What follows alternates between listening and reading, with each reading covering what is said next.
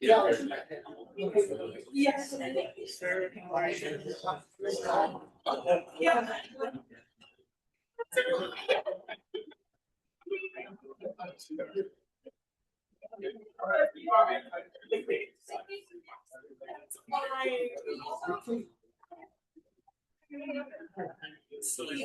Yeah.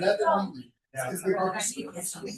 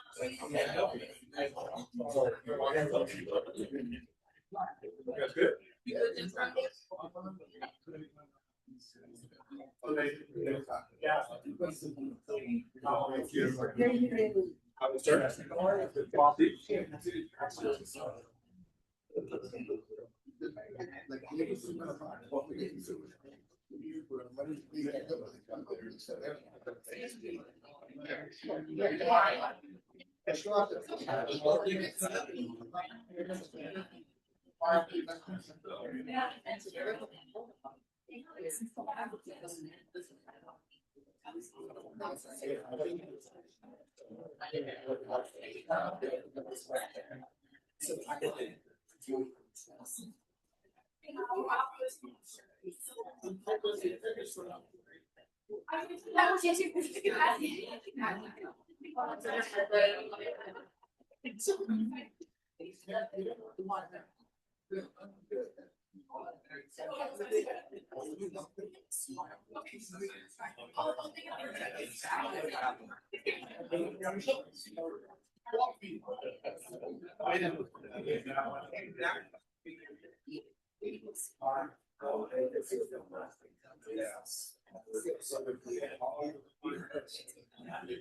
appreciate they have their own city.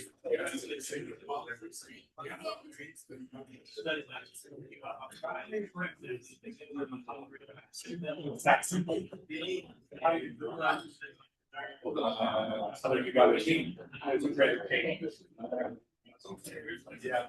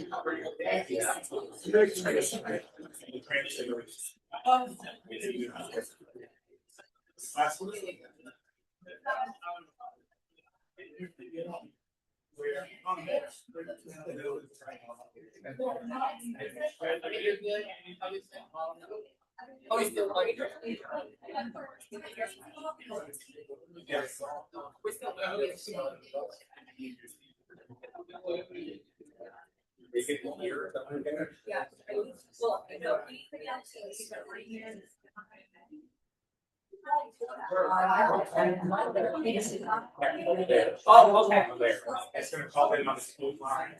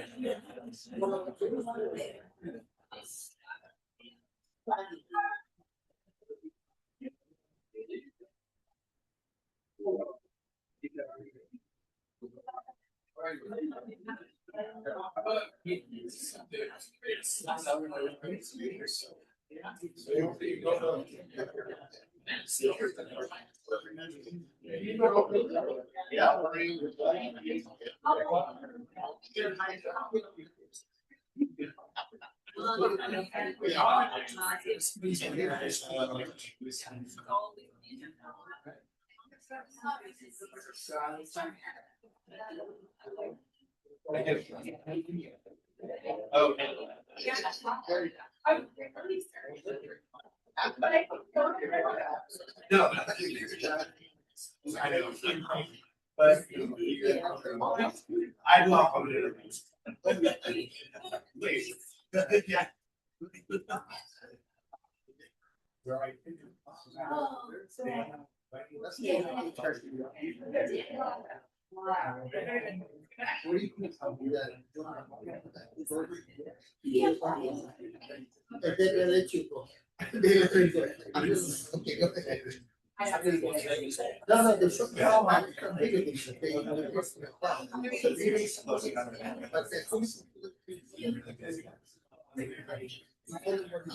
There's a lot of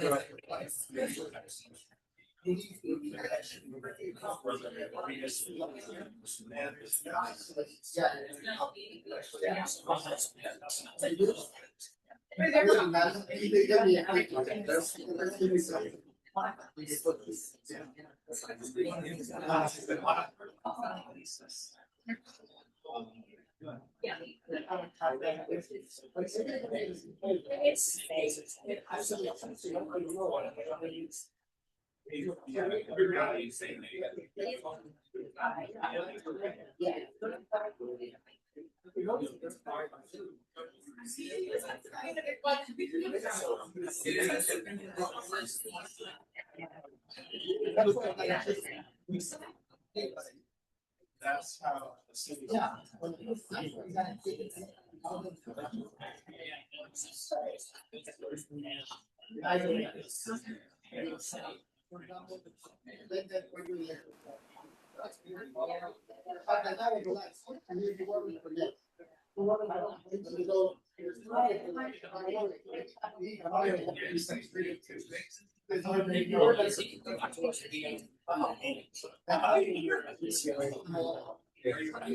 Oh, we're just setting up.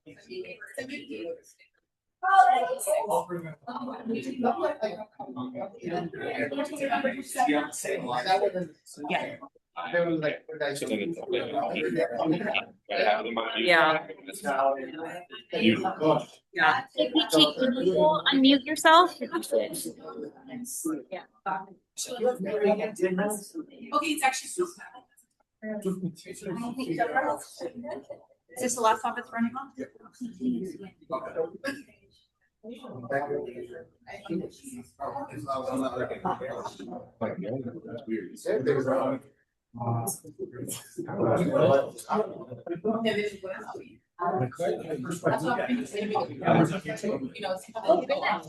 To be Lord of the Church.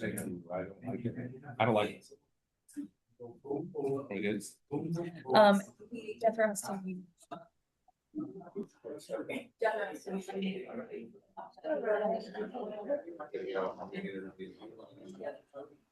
Seven.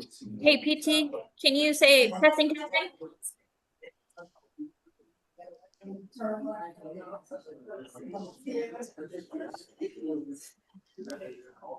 can you hear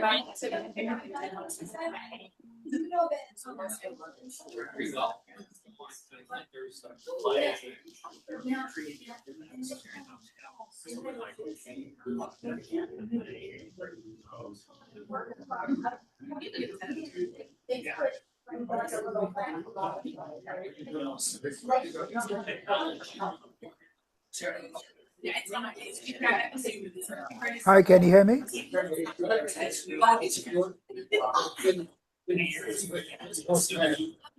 Can you hear me? Perfect. I can hear you. Thank you so much. Thank you.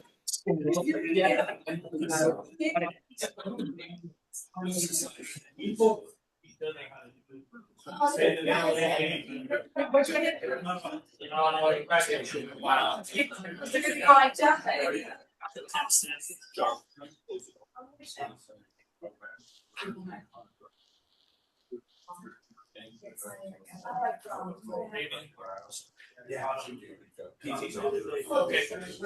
Ladies and gentlemen, if I can have your attention, would like to welcome you all to the July 15th meeting of the Inspirata Community Association. I would like to begin by calling the meeting to order. And I would then like to introduce first board members and then also the staff and management team that is here tonight.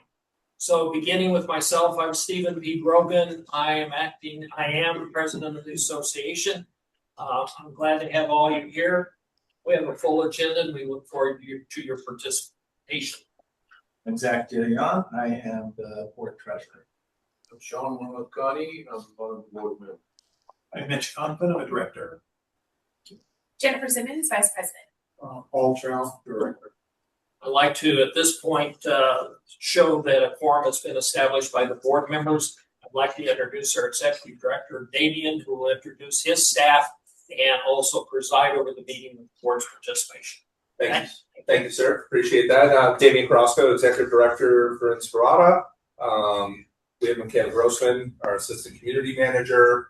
And across the board here, John Coccarelli, who is our Facilities Director, who was in attendance but not a participant at the April meeting. And then the newest member that we have, which is the lead DRC and compliance coordinator, Tracy Merriman, who just joined us a week and a half ago. And very pleased to have with us Kelly Henderson, who is our lifestyle director. And thank you. And is just been here roughly 2 months from there. So we're very, very excited. Welcome to the team. Glad to have you. Some will be doing their own reports this evening. Tracy is only 7 minutes in. She won't be doing her report this evening. She will in the next meeting. Additionally, we do have our board member PT Vasuvadan, who's on teleconference with us this evening. So all board members are present in one fashion or another. So with that, our first item that we have is, as always, the homeowner forum. So each homeowner is entitled to speak on any of the below listed agenda items only for up to 3 minutes. For any matters that are not listed on the agenda, please refrain from commenting until the homeowner forum that will be held prior to the adjournment of the meeting itself. We did receive written submissions as always, which we allow for prior to the meeting. And those submissions were responded to ahead of time. Some of those comments that were given were 3 individuals who wanted to stress that they were they wanted to have the Sentiero pool heater approved and moved forward with. Additionally, as well, that someone wanted to have Toll Brothers playground in a small park, have a tarp or shade put over the top. Another person was upset about the illegal fireworks that were going on all night during the recent July 4th celebrations. And additionally, looking for actually another one was the heated pool as well in regards to Sentiero, which is on the agenda for this evening itself. And another person who had made comments about the agenda item we have about pet waste removal in the common areas, that they don't feel that is something that should be necessary, that the individuals should be held responsible if they don't pick up their dog waste. Damien, if I may, that wasn't a Toll Brothers playground, it was a TC1. Or TC1, thank you. I appreciate that. So for clarifying that. So with that, I will open it up to anybody in attendance who would like to speak on behalf of, for 3 minutes, on the homeowner forum for agenda items. Please, and we'll just kind of go from front to back, which is, I think, the easiest. Good evening. Good evening, everyone. Good I'm Katie Buchalter. The address is 3648 Stefani Avenue. I am also here speaking on old business item B, which is Sentiero Park heater. I am hoping to get more people out here to talk with me tonight, but I'm glad people did fill in. I understand definitely the process that the board has to go through and all that kind of stuff. I appreciate whatever work has been done up to this point. I see that you might be considering it. I don't know the details of what you have looked at, whether or not it's just to install a pool heater.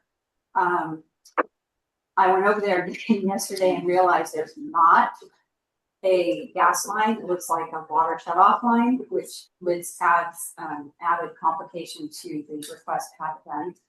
But I myself at my home have pool solar.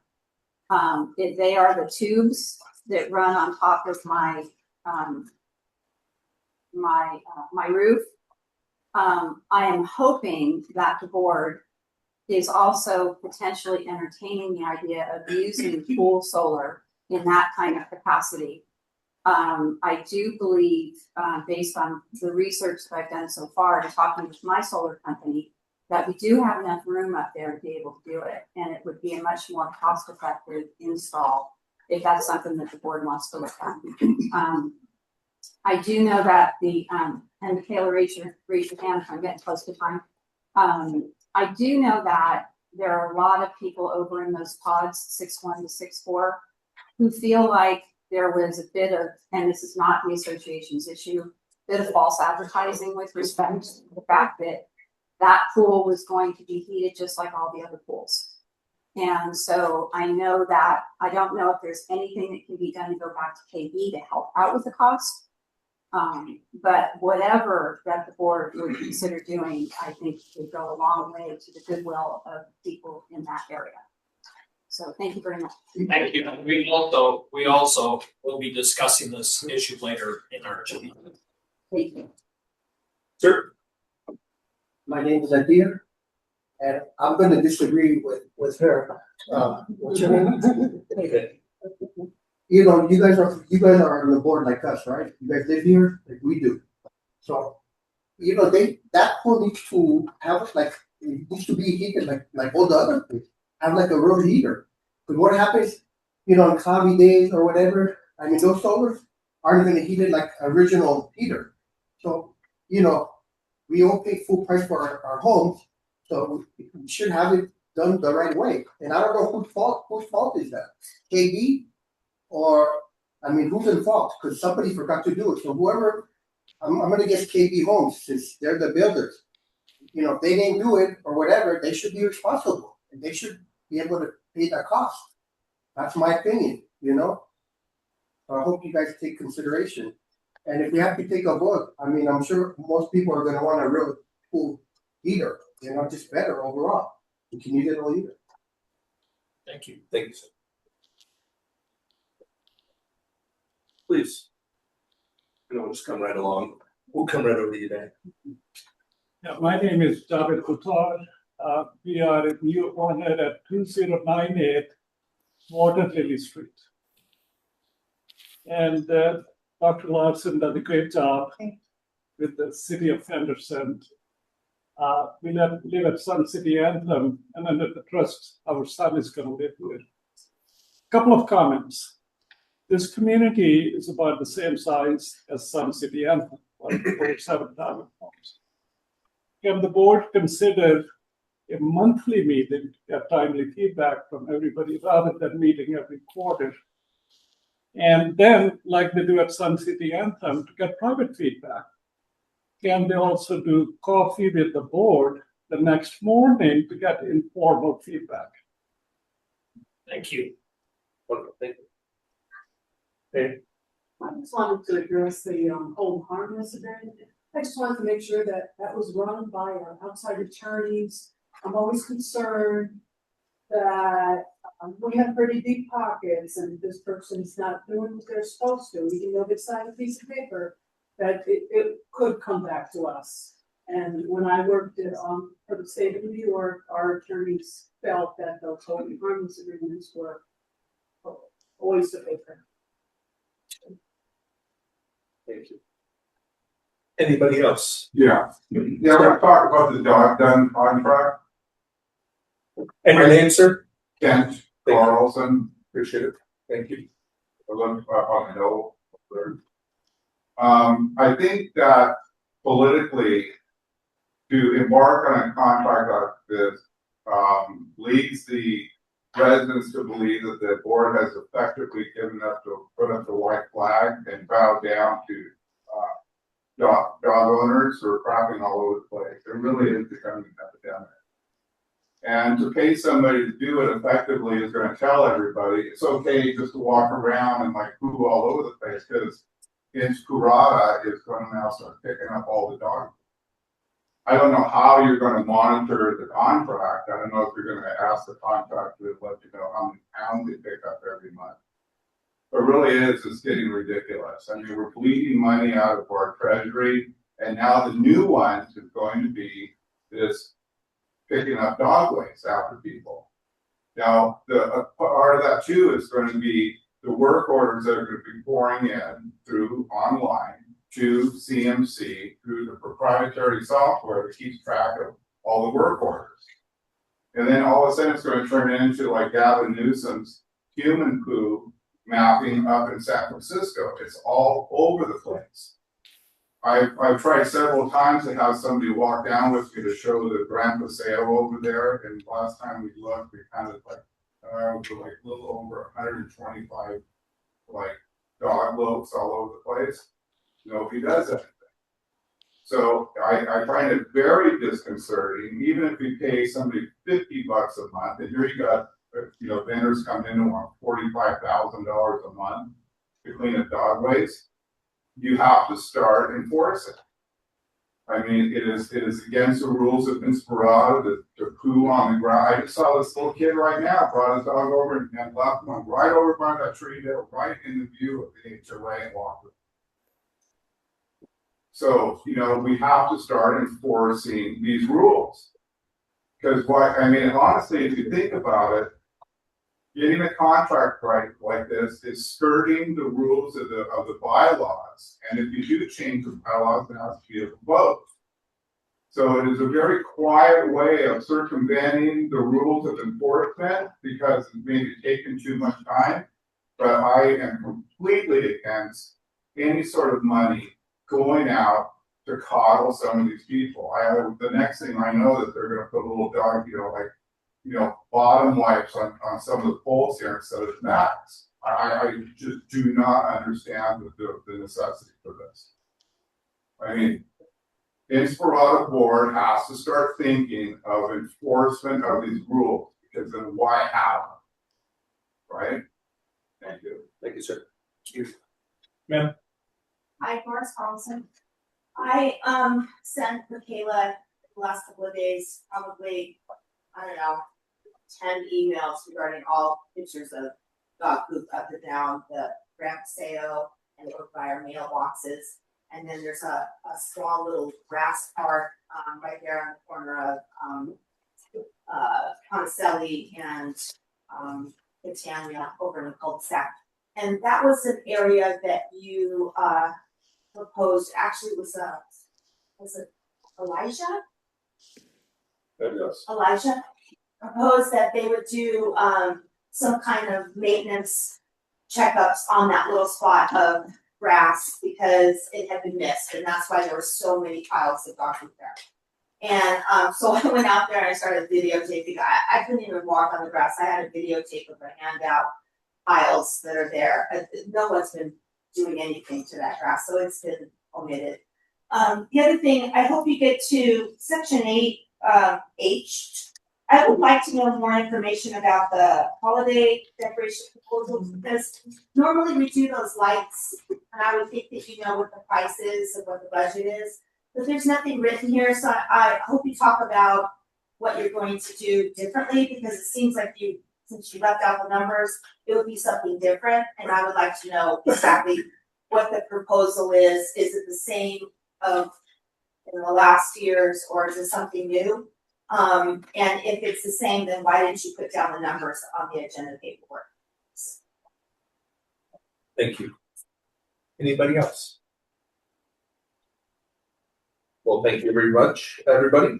The first item we have here is the approval of the agenda for the Board of Directors meeting July 15, 2026. If I could have a motion, please. So move. Second. Thank you, Stephen. Thank you, Zach. All in favor? Aye. PT? Aye. Yeah, aye. So. Wonderful. Thank you, sir.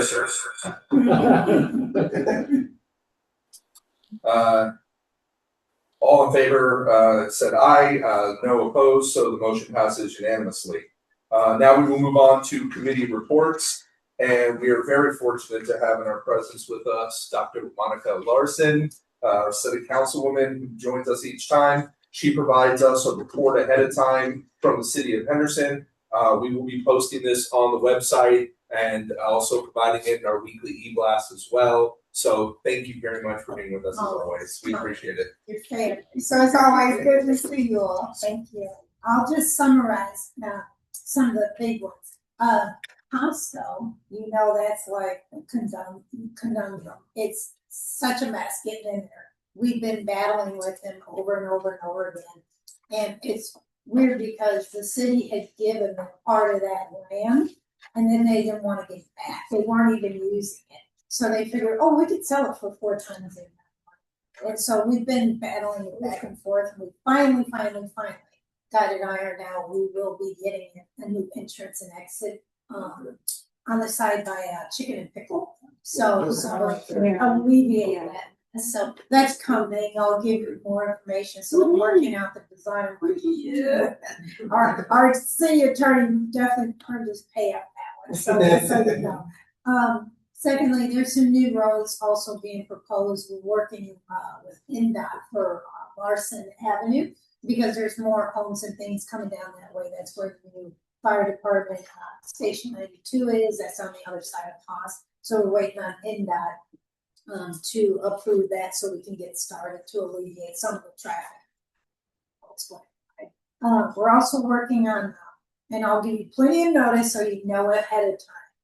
There's plans in the works to resurface Anthem, the whole entire Anthem loop, because there's so much traffic. It's being worn down. You can see the stress and potholes and things like that. And so I'll give you plenty of notice when that happens. They're not going to do it all at once, and we'll have like one lane down. But I'll give you plenty of notice when that's starting.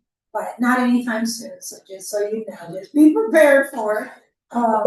Let's see some things. I'll go over the things coming up, but I'll go over the other things. Hampton Road, you know, down by the Walgreens, they've been drag racing down there on Sunday nights. Yeah. So it's just, just ridiculous. And of all roads, that road is super dangerous because you know there's a like drop off from there, and they're drag racing down there, which is extremely irresponsible, stupid. And so we're getting additional enforcement out there to catch them. So just so you know, be careful around there at nighttime if you have to go down that road. Dog barking. We've had some incidents even in my area of dog barking. The policy before, it was a whole big like bureaucratic mess. So now make it easier, because before I had to go through the legal department, they're swamped with everything. They don't have time for that. So just call code enforcement. That if you personally are here or the HOA, if somebody notifies you, you can notify our code enforcement department and they will ticket that individual, because it's neglect, especially with this heat.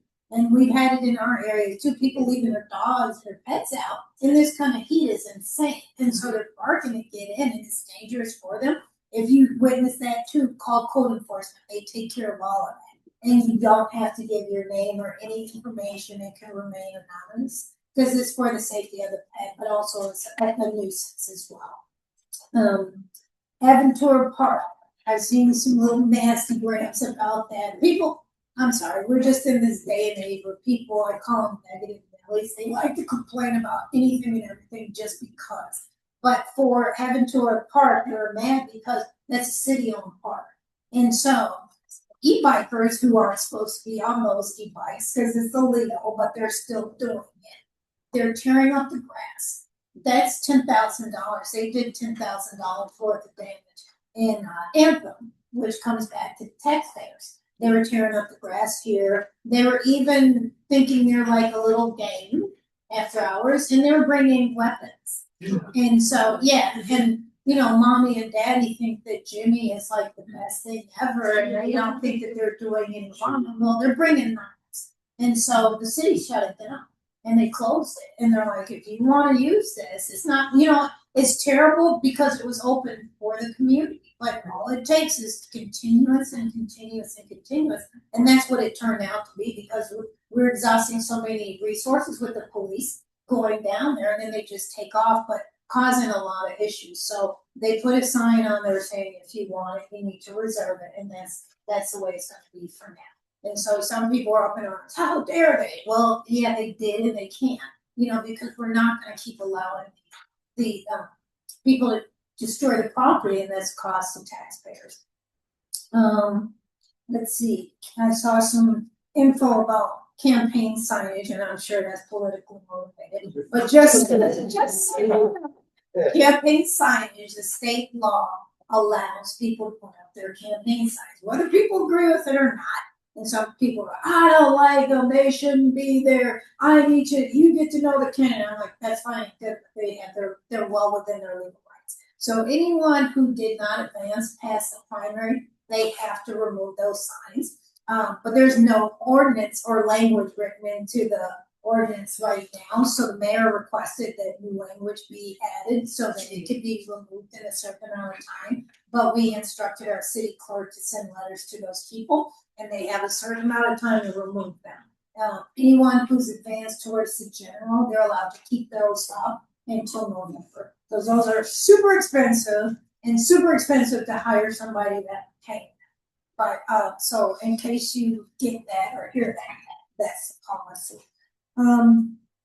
Other things, we're having an open house for Fire Station 92, which is off of East Larson this Saturday. So hopefully you can come. It's always fun. It's a good time. You can get to see things up and close, talk to the firemen, talk to the fire chief. So if you can, check it out. Beautiful station. Beautiful, beautiful, beautiful. There's a Purple Heart ceremony on August 7th at the city at 8 a.m. And then there's a bird viewing event on August 14th at our bird park. I didn't even know we had a bird park since I started working for the city, so it's pretty cool. Okay, so new things that we have coming up. That field house behind Chicken and Pickle will be open in October. Super exciting. I'll schedule a tour when it gets close for anybody who wants to see it. I saw it before. The walls were pretty amazing. Not just for the youth, but also adults. It's 160,000 square feet, and that'll have everything for the kids for sports indoors. They have laser tag, they have bowling, they have a private area for bowling if you want to have a private party. They're going to have miniature golf, so that's going to be the destination spot. They're going to have restaurants upstairs, downstairs, a bar. So for parents or grandparents who just want to have a drink, they'll have that too, but there'll be something for everyone. Let's see, the Quick Car Wash, that's taking over where the new CVS is on Sunridge in Horizon Ridge. They've begun construction. I saw them start to do demolishing, so that's going to happen. And they worked with the city to ensure that they would only be open during certain hours, so it wouldn't be an impact to the area. Another thing coming, well, it hasn't come to the city. Well, yeah, it has. It's called the R Resort. The same developers who built the M are building the R Resort. It'll be off of Las Vegas Boulevard and St. Rose. And so it'll be the same like a casino, but it'll also have other things like retail and restaurants. But they always do things with quality, so I'm kind of excited. I have a feeling they'll be built before station, but don't quote me on that. But the Fiesta site on the other side of the city, we're supposed to be doing a press conference within a month because there was a vendor selected for that. So they're going to also build another field house on that side, but some additional things, some really cool things I can't say. I'll just say there are 30 proposals that bid on that. Some really heavy hitters too. I thought for sure one would get it, but even with their name recognition, they did not, because the city always takes into account what's best for the residents. And so we selected that vendor because they'll meet the requirements that the residents want. Haas Automation, they'll be opening soon. I'll schedule a tour for anybody that wants it. You saw they got their name and signage on there. And again, they're gonna be hiring 2,000 jobs. And so they up the ante, so it's gonna be about $32 an hour to start. And they're providing training, which is phenomenal because minimum wage here is $12 an hour. That was like 2 years ago. So they're almost 3 times the amount, which is fantastic. And so if you want a tour when it gets close, I can do that. But what's great with Haas is all of their suppliers are also relocating here. And they're also paying those kind of wages anymore because Haas is their biggest client. So one of those is Roncelli Technologies, which I just did the ground opening last week. They're on Volunteer Boulevard. Super, super wonderful company. They're hiring 250 jobs, starting at the lowest, $38 an hour. They're going to also give preferential treatment to veterans. And then they're about to sign a contract with SpaceX. They're going to quickly outgrow that space and they're going to build here in West Henderson again and hire probably close to about 1,000. So good news. They're really good people. And what warms my heart is because they're out of California, ironically, the town next to where we moved from in Pasadena, which is, I'm like, are you following me? No, really sweet. And what warmed my heart, not only are they paying those kind of salaries to get sustainable living wages, they also believe in promoting from within. So, for instance, one of their guys started as parts delivery through his driving around pickup truck. He's now vice president of sales. And I'm like, oh my gosh, I love that. So they're coming. If you didn't see my announcement, we have a fabulous new restaurant in Merrill. Chef Emerald Lagasse opened grand opening yesterday. Someone else was there. I'll mention him. And food is absolutely fantastic. And I'm kind of a food snob, I'll admit it, and a mile a minute, but his food is excellent. And the official opening will be Thursday. So check it out and support, but wonderful, wonderful, really humble man. And he named it after one of his daughters, which is sweet. McDonald's, you see, they're getting close in the middle of Bicentennial and the Inspirata. I talked to the general manager because people, and I always say, do not look at next door, please. Don't. That's like a cesspool. People put all kinds of ridiculous information out there. And so I talked to the general manager because I know they're getting close. And the city, our staff always keeps me informed. So I called the general manager. I'm like, okay, when are you getting ready to open? And he goes, well, we'll get ready about the first week in August. So I posted that just to give people a heads up. Somebody posted right away with some fake AI thing they created saying, we're opening August 29th. I'm like, what are you talking about? I swear, people need a hobby or something. Is that a 24 hour? I'll find out for you because I think so. We want to sleep at night. Yeah. They were hungry and I did. It'll be quiet because they elected not to put a playground in there because people have asked about that. But because of the space limitations, they can't do that. And plus liability insurance. But that's around August 1st. And the reason being, he told me, and I said, thank you. He said if they would have tried to open sooner, NB Energy would have had to shut the grid off for the power. So we all would have been without power for 12 hours. I go, yeah, don't do that. And with this heat, and so that's why they postponed it, because that also affects the hospital. Lastly, Sprouts, I mentioned that they already broke ground. They're going to town, so they'll be done the first quarter of 2027.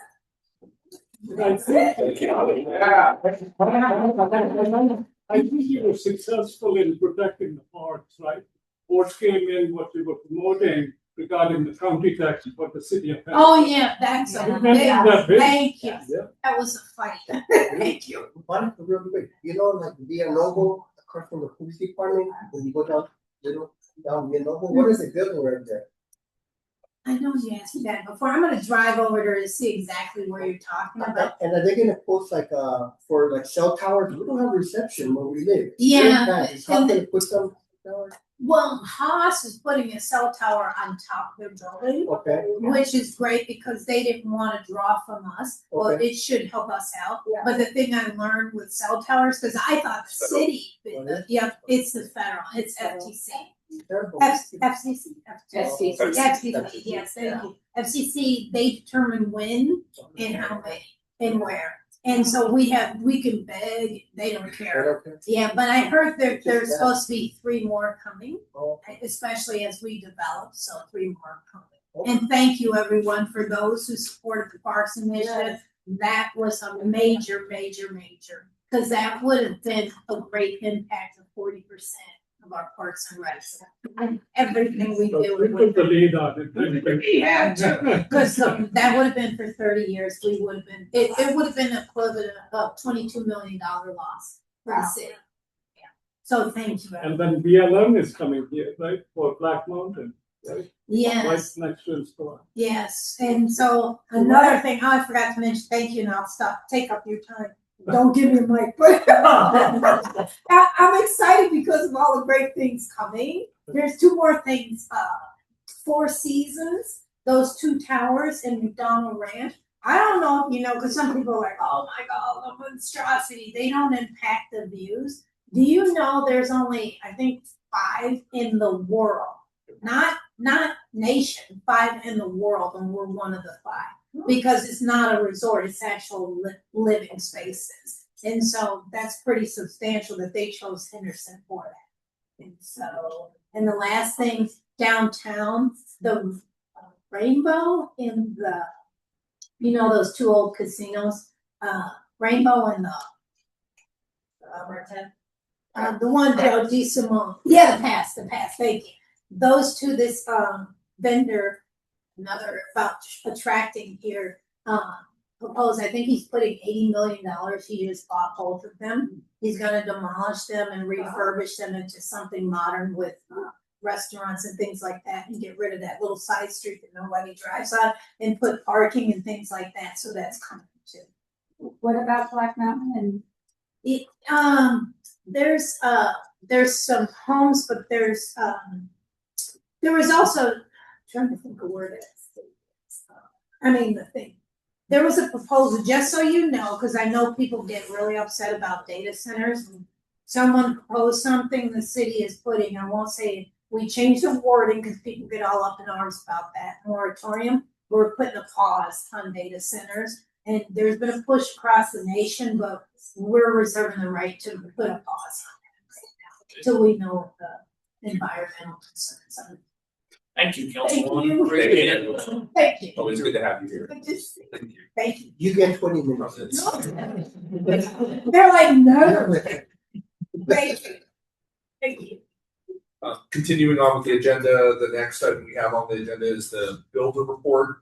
So for the second quarter, Lennar Lucer had 27 homes that closed, and KB had 22 homes that closed. So as of June 30th, 2026, there were 7,214 homes paying assessments, and this includes the 10 benefited areas as well as 1,633 city homes. The next agenda item we have is our committee reports. Our facilities director, John Coccarelli, will give us updates on work that has been done since the last board meeting and projects that are being worked on currently and future projects as well. So take it away, John. Thank you. The following have been done, some of the stuff that you guys approved at the last board meeting that got done since then.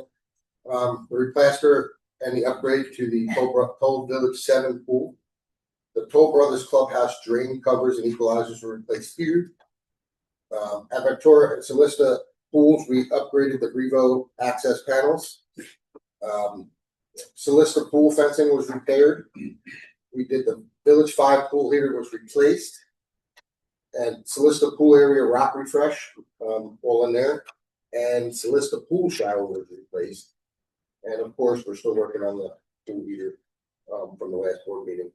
Some of the stuff that's been repaired since then, there was numerous gates and hardscapes done.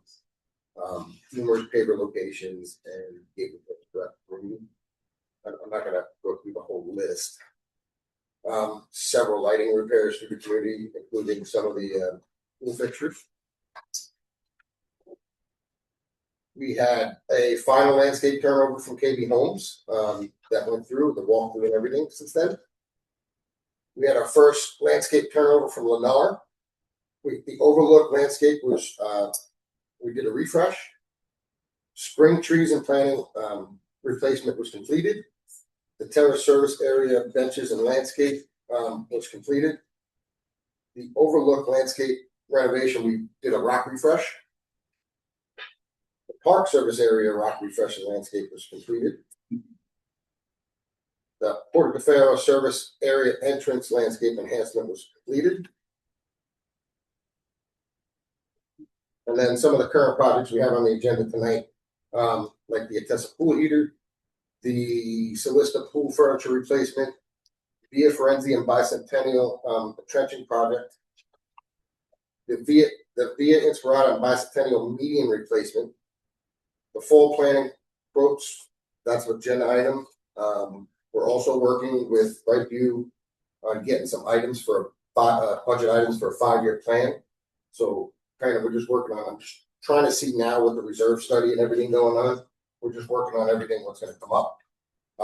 The Escalera Pocket Park landscape refresh is an agenda item. The non-functional grass project is an agenda item. The retrofit irrigation of the East Trail, that's an agenda item. And of course, the Pepe expense is an agenda item. That's all I got. Thank you. Appreciate that. And obviously, That's a lot. And you also didn't cover half of the items. Yeah, I know. Because we didn't want to be here. We didn't want to be here all night. What has been worked on and completed. So great job by the facilities team from there. Next we have is an update from Michaela Grossman, our the Covenants Committee and Design Review Committee update. So take it away. Yes, this is my first and last Covenants Committee and Design Review. The association did just welcome Ms. Tracy Merriman as our newest Community Standards Coordinator. And since our last board meeting, our standards team sent out 6,160 letters. Of these, 4,930 were courtesy notices. So that just means their first notices, reminder notices. We have a compliance rate of 80% with only 2% of residents being called to hearing. And with design review, since the last meeting, we've received a total of 190 applications. So it's a very busy season for homeowners doing improvements. 119 of these were approved with conditions, and only 3 were declined. So this is time to get to work in. Thank you. And our next report is coming from our new lifestyle director, Kelly Henderson. So take it away for all the things that have gone on since the last meeting up until now. Okay, so since the last board meeting in April, I joined the Inspirata team as the lifestyle director. We'll start there. In April, in partnership with the city of Henderson and the Nevada Shakespeare Festival, we held the Shakespeare in the Park event on Friday, April 3rd. Approximately 150 residents enjoyed that event. And the feedback remained positive regarding the continued partnership programming. On Saturday, April 11th, the Spring Festival was held. And this was the largest and most successful event of the season, welcoming approximately 1,500 to 2,000 attendees throughout the event. The Kids Clothing Swap was held on Friday, April 17th. And once again, this served as a meaningful community initiative supporting local families. And the event resulted in approximately 481 donated bags of clothing. And this was redistributed to 85% of the residents. So very successful event. In May, on Friday, May 8th, we hosted a free cooking demonstration led by Cooking Genie, where 35 residents enjoyed a hands-on cooking experience. In partnership with the city of Henderson, we held a Sunday Jazz in the Park event on Sunday, May 17th. And that featured acclaimed guitarist Richard Smith. And that was a free community concert where residents were able to gather with friends, family, and neighbors for a great afternoon of great music and weather. On Monday, May 25th, we held the Memorial Day flag ceremony. This was held at the flagpole at the Solista Pavilion, led by veteran and Inspirata resident, Mr. Harold Friedman, who's in attendance, so thanks for that. The ceremony paid tribute to the courageous service members who sacrificed their lives while serving in the United States Armed Forces. And then on Friday, May 20th, we held Movie in the Park. And this was well attended with over 300 attendees. In conjunction with that event, we held Food Truck Friday. This was also well attended with over 250 participants. And all the vendors that participated, we had 3 different trucks. They reported doing very well in sales and asked to return for upcoming events. And most recently in June, we had reading time with Henderson Libraries on Wednesday, June 3rd. This marked the beginning of the summer series where the reading time will take place the first Wednesday of each month. And this event was well attended with 18 children and 9 adults. And then we held the Paint and Sip on June 12th, Friday, June 12th. And this was attended by 45 residents. And the feedback was overwhelmingly positive. So this was the first Paint and Sip, and participants described the event as fun and easy to follow. And several attendees expressed interest in seeing a fall-themed Paint and Sip event added to the future activity calendar.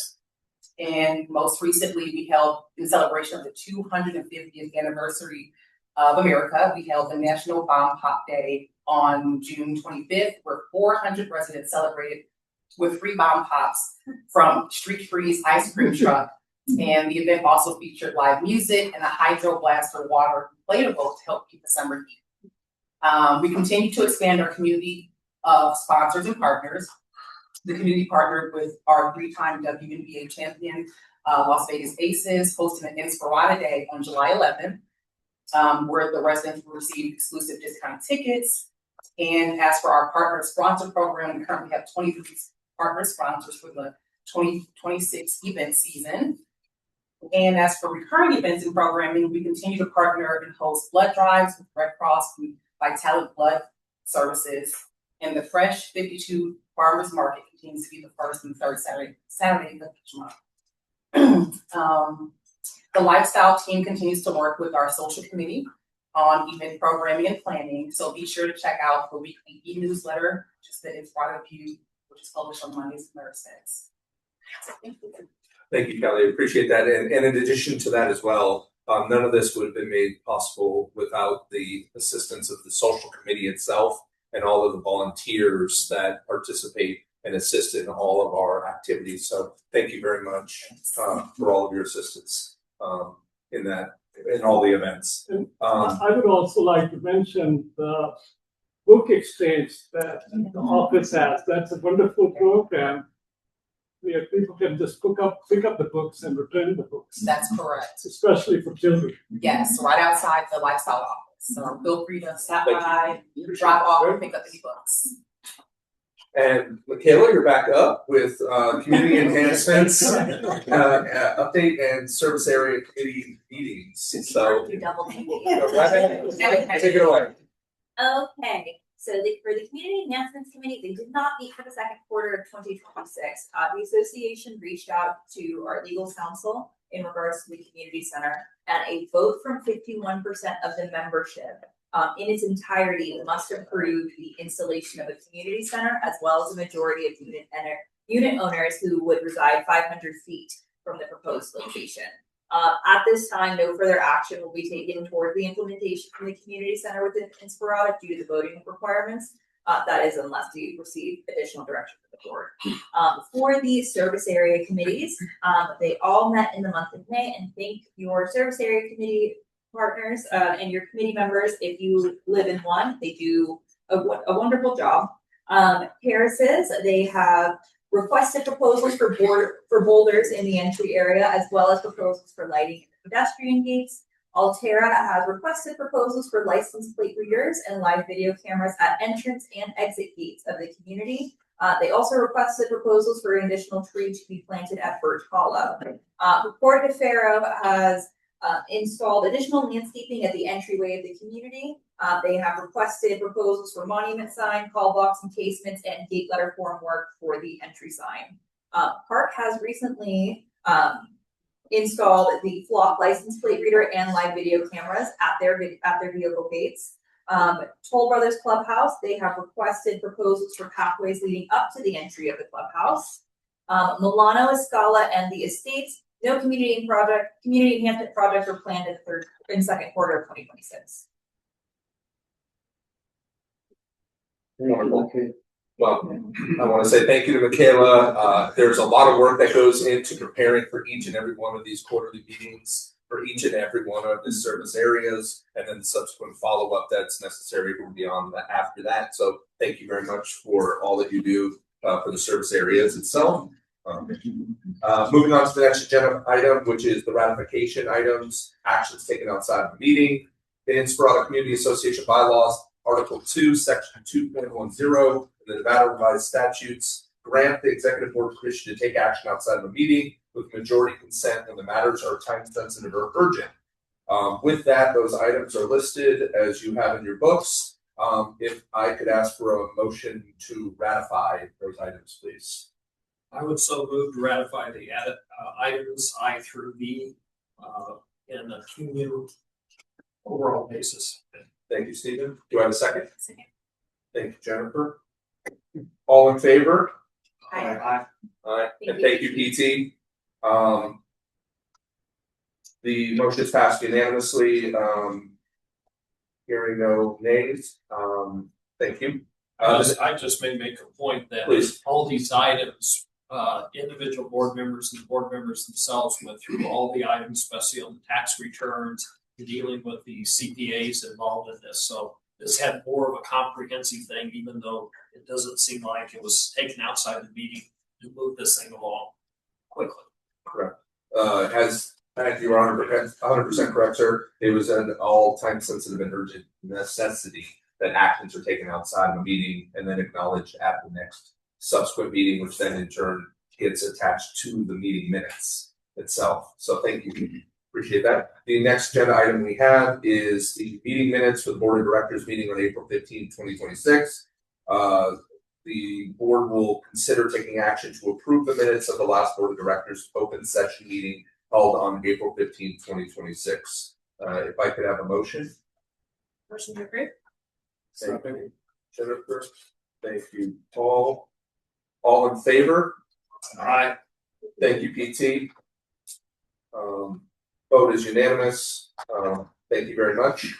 The next item we have on the agenda is the review and acceptance of the financial statements for March 2026, April 2026, and May 2026, which are all financial statements since the last meeting itself. So the board will consider the action to accept the association's monthly financial statements for the period that I just listed, subject to the audit. If I could have a motion, please. Motion to approve. Second. Thank you, Paul. Thank you, Zach. All in favor? Aye. Thank you, PT. The vote is unanimous.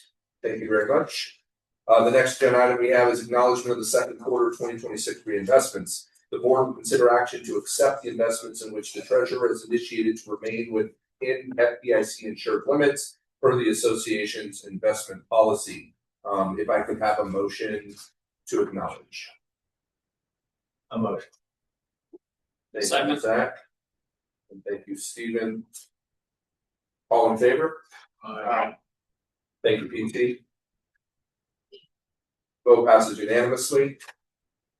The next item we have is old business. The item itself is the turf conversion of 17 non-functional grass areas. To refresh the board's memory, from the last meeting that we had, there was a quote that was given by Brightview in regards to doing this required work, which is a law that needs to be completed by the end of this year. We were notified by SNWA that we need to have these 17 areas of different size scope to have either a functional item and or some conversion of the actual turf itself.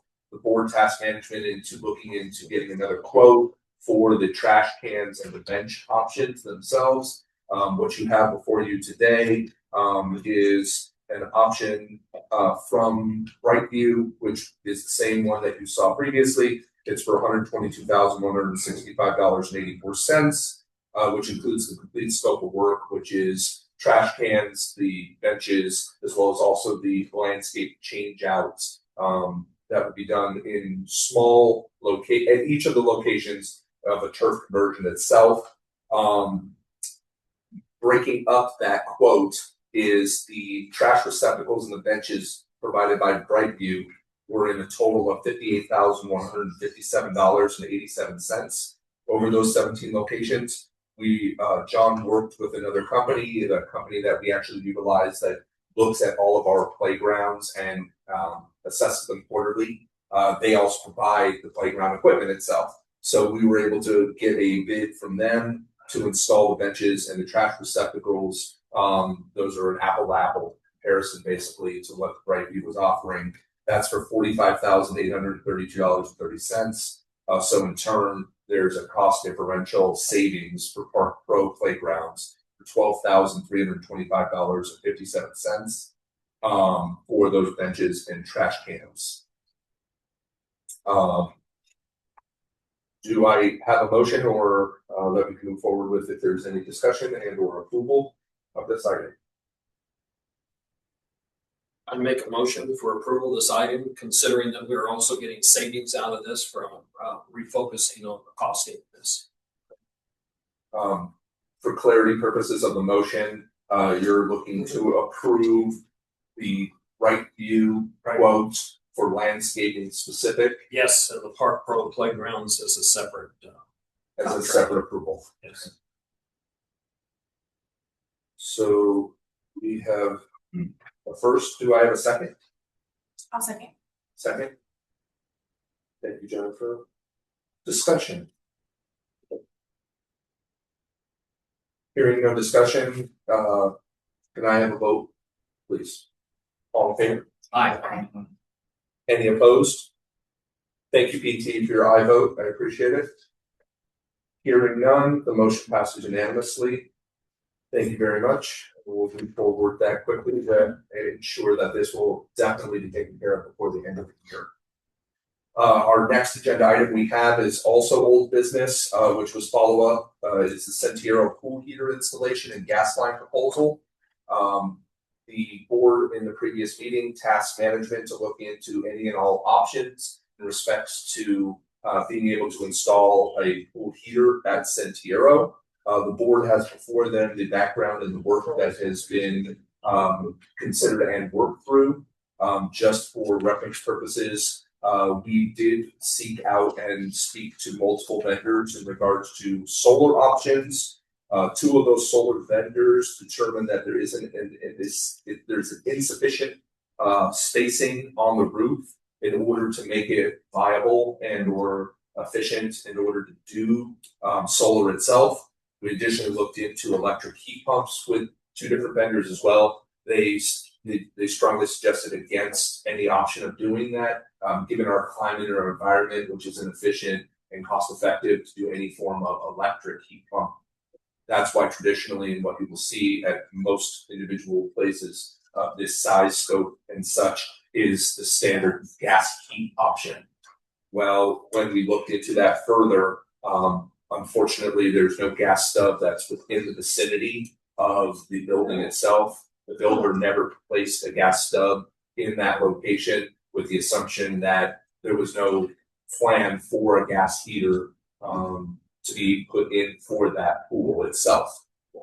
So based off of that, we reached out to a general contractor who would then scope out the scope of work that would be necessary in order to be able to do a gas heater. And what they came back with is a quote that you have here, $48,950. And what that entails is running a gas line from the nearest location of a stub up to the building itself. What work is still necessary at this point is the association needs to work with Southwest Gas in coordination of permission and or surveying in order to be able to run the line. And additionally, other work that will need to be done is working with the city parks in regards to running a gas line through the park to the building that we would obviously then want to do the gas heater to. So based on that and that information itself, we additionally as well have over the past few weeks temp the water over at Sentiero Pool to get an understanding of what it's currently temping at both in the morning and then early afternoon to get a comparison against the other pools that we have that have a pool heater. So what has happened in the early mornings is it ranges anywhere between 77 and 79 degrees in the morning. and then it ranges between 80 and 82 roughly in the early afternoon. With that, for consideration for the board, what you would like to be able to do moving forward is we also do not heat the pools from mid-October till mid-March. Based on that, then a heater itself and where the need may be for how much time in that respect. So whether or not it's about mid-March to about June that there would be a need for heat, because more often than not, we're not using the heater as much in any of our pools currently when you have the June to roughly September time period. The heaters are not on. Just wanted to update the board on any and all of those things, which you have before you here. We have a dish as well. We have sent a letter to KB Home requesting that they reconsider the installation of a gas heater there, given the fact that it wasn't done previously and our other pools do have heaters. So I will allow the board to be able to speak to any and all things that they would so choose. At this point, I would ask the board for direction from here. I think I would like to, listening to your presentation, I appreciate it. I think we need more information. I think we're still gathering it. We need a formal response from KB Homes on whether or not they're going to do anything. We need to find out from the gas company, the hookups. There's $48,000 for a 6-week period of time pre-summer. We need to see if we can bring the costs down. We basically need kind of an estimate of the project that's specific, so we know exactly what we're going to be spending the money on. So I'm still in an information gathering period. I think there's a lot of other things we could look at. Maybe someone come up with alternatives. Maybe we have to get through a formal bidding process when we have the exact estimated costs. But I defer to other board members for their input. Please. I have a question for the solar that you guys requested said it's not enough space. Was that for the panel or the tubing? Because there's two different types. So that was panels. Nobody that I got out here recommended doing tubing for a commercial pool because there's issues longevity wise. However, we don't own that whole building. We only own a small portion of that building, and there's not enough roof space on the portion we own. That goes down a whole nother road. It's a parks building on the other side. We can look into other options of talking to the park, but that's a whole other situation. Because I was thinking that we could look into it to have a solar for the pool as well as the lighting maybe. So we can save in the long run on the lighting, because if you notice the lightings are extremely high in that pool area. Like, and nobody's using it. I don't know why. Well, there's a timer that goes off at 11. Because the pool's open to 11. The pool's open to 11. I just replaced the timer on that pool 2 weeks ago, I think. And most of the other lighting doesn't belong to us. It's not our responsibility. Yeah, only inside the gate. It's only inside the gate, that's what I'm talking about. Yeah. If you come, it's like stadium or so right here. Yeah, it's all LEDs. Yeah, it's really bright lights. bright. But they are LED, so it's not at the lower. There's an efficiency there.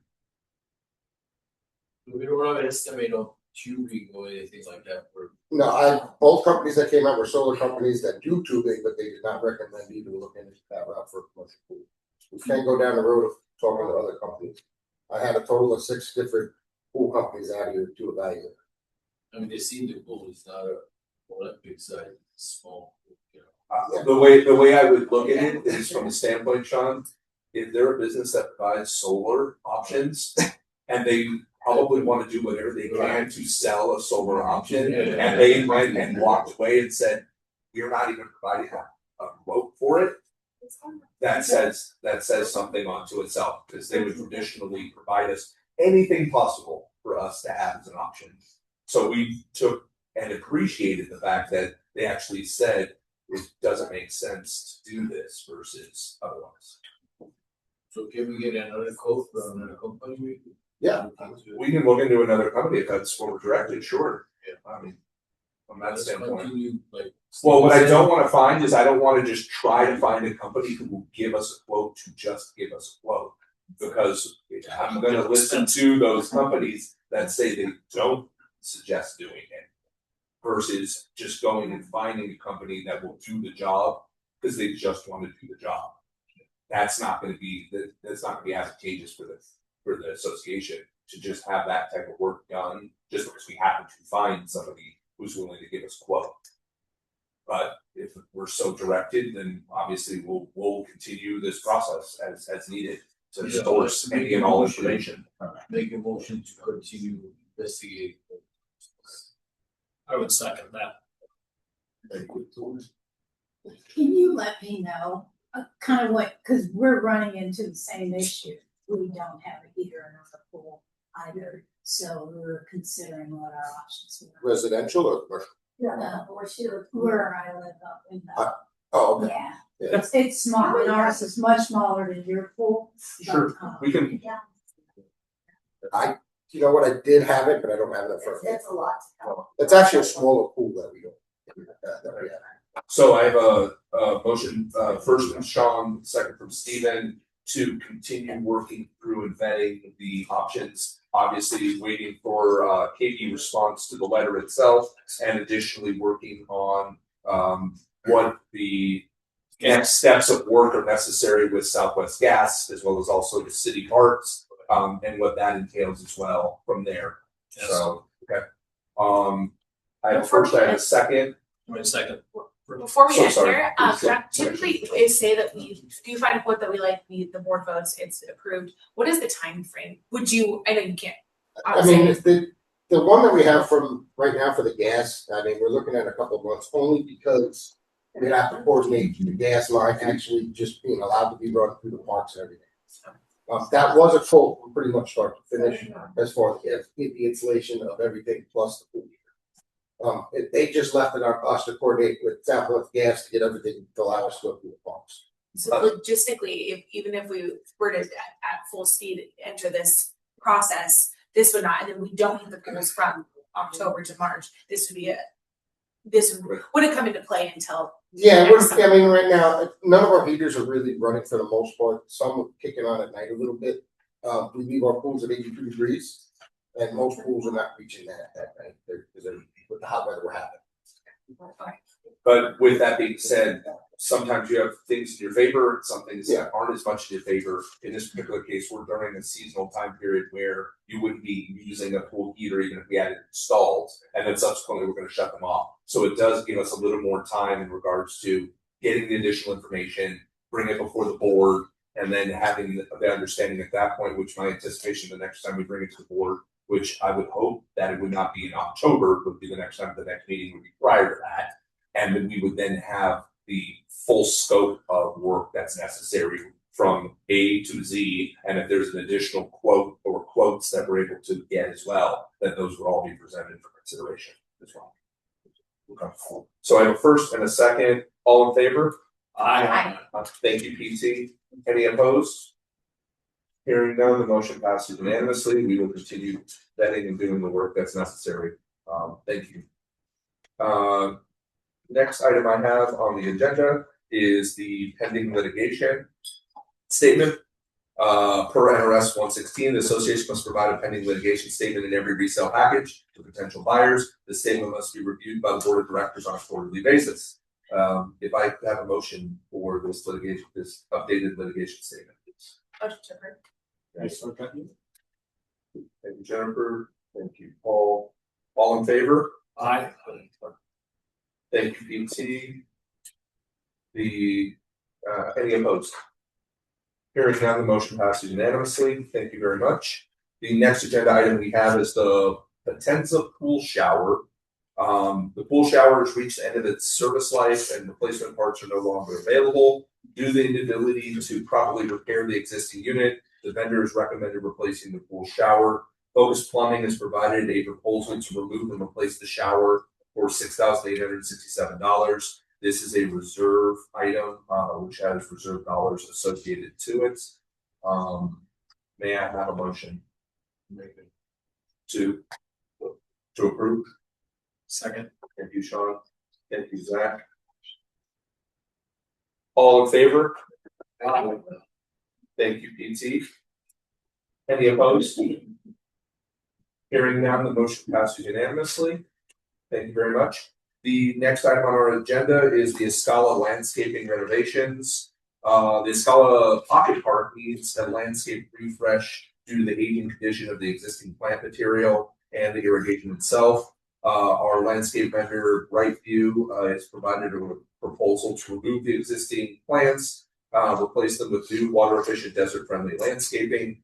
The proposal also includes upgrading the irrigation system as needed to support the new plants and the water efficiency. They provided a proposal for 60 removal of also the 60 rosemary plants and planting of 60 new gold lantanas, along with all the other items listed in the quote itself. This is a reserve item for Escala specifically, and they have reserve funds allocated for it. The quote is for $6,077.35. Do I have a motion? Motion to approve. Second. 60. What was the dollar value for that? $6,077.35. And I have a first from Jennifer. Second. Thank you, Paul. All in favor? Aye. Thank you, PT. Any opposed? Hearing none, the motion passes unanimously. Thank you. The next item up on the agenda is the Rock Refresh and Volunteer via Inspirata. So familiarity purposes, that is the first monument that you come across when you're coming to Inspirata itself, when you're driving down Volunteer, right where the gas station is itself. The plant material is great there, but we just had erosion over weather and all of the above of the rock itself. So there's a need, obviously, to have that all replenished in that area. The replenishing of that DG, as it's called, will enhance the appearance of the monument area, improve the overall curb appeal, and obviously just that front-facing first impression look. Brightview has given us a proposal to add 24 tons of rock around the monument. This is a reserve item as well and has funds allocated for it. This is for $9,777.78. Do I have a motion? So move. I'll second it. Great. Stephen first, and Mitch second. All in favor? Thank you, PT. Any opposed? Hearing none, the motion passes unanimously. The next item that we have on our agenda is a lighting maintenance contract. Currently, Nevada Illumination provides our monthly lighting inspections for both the master and the service areas. Due to recent lack of service response from this vendor, it has declined to the point where we feel that we need to choose a different vendor. We have John has coordinated with a vendor. That's the one that's before you today. They have done recently multiple small project repairs that they've been very timely and they've executed. Nevada Illumination's current cost monthly is $479 for the master, $75 for the service areas. We'd like to switch over to Fire Electric. And Fire Electric's master monthly charge would be $450, so a few dollars less, as well as also $75 matching the Nevada Illumination's contract for the service areas itself. With that, and this is a operating cost. This is something already budgeted for. It would just be switching companies that would provide this service. Right now, Nevada Illumination's contract is expired, and they were looking to renew that contract. But that is not being presented to you today. Fire Electric in term. So, could I have a motion for what that motion is? I'll make a motion to switch to Fire Electric. Okay. I'll second it. Thank you, Sean. Thank you, Mitch. All in favor? Aye. Thank you, PT. Any opposed? Hearing none, the motion passes unanimously. Thank you very much. John will thank you, and the team will thank you very much for that. Thank you. We obviously have a lot of lights in this community that need to be managed and maintained on a regular basis. So, next one we have is the Atessa pool heater replacement. The vendor has recommended replacing the Atessa pool heater as it has reached the end of its life.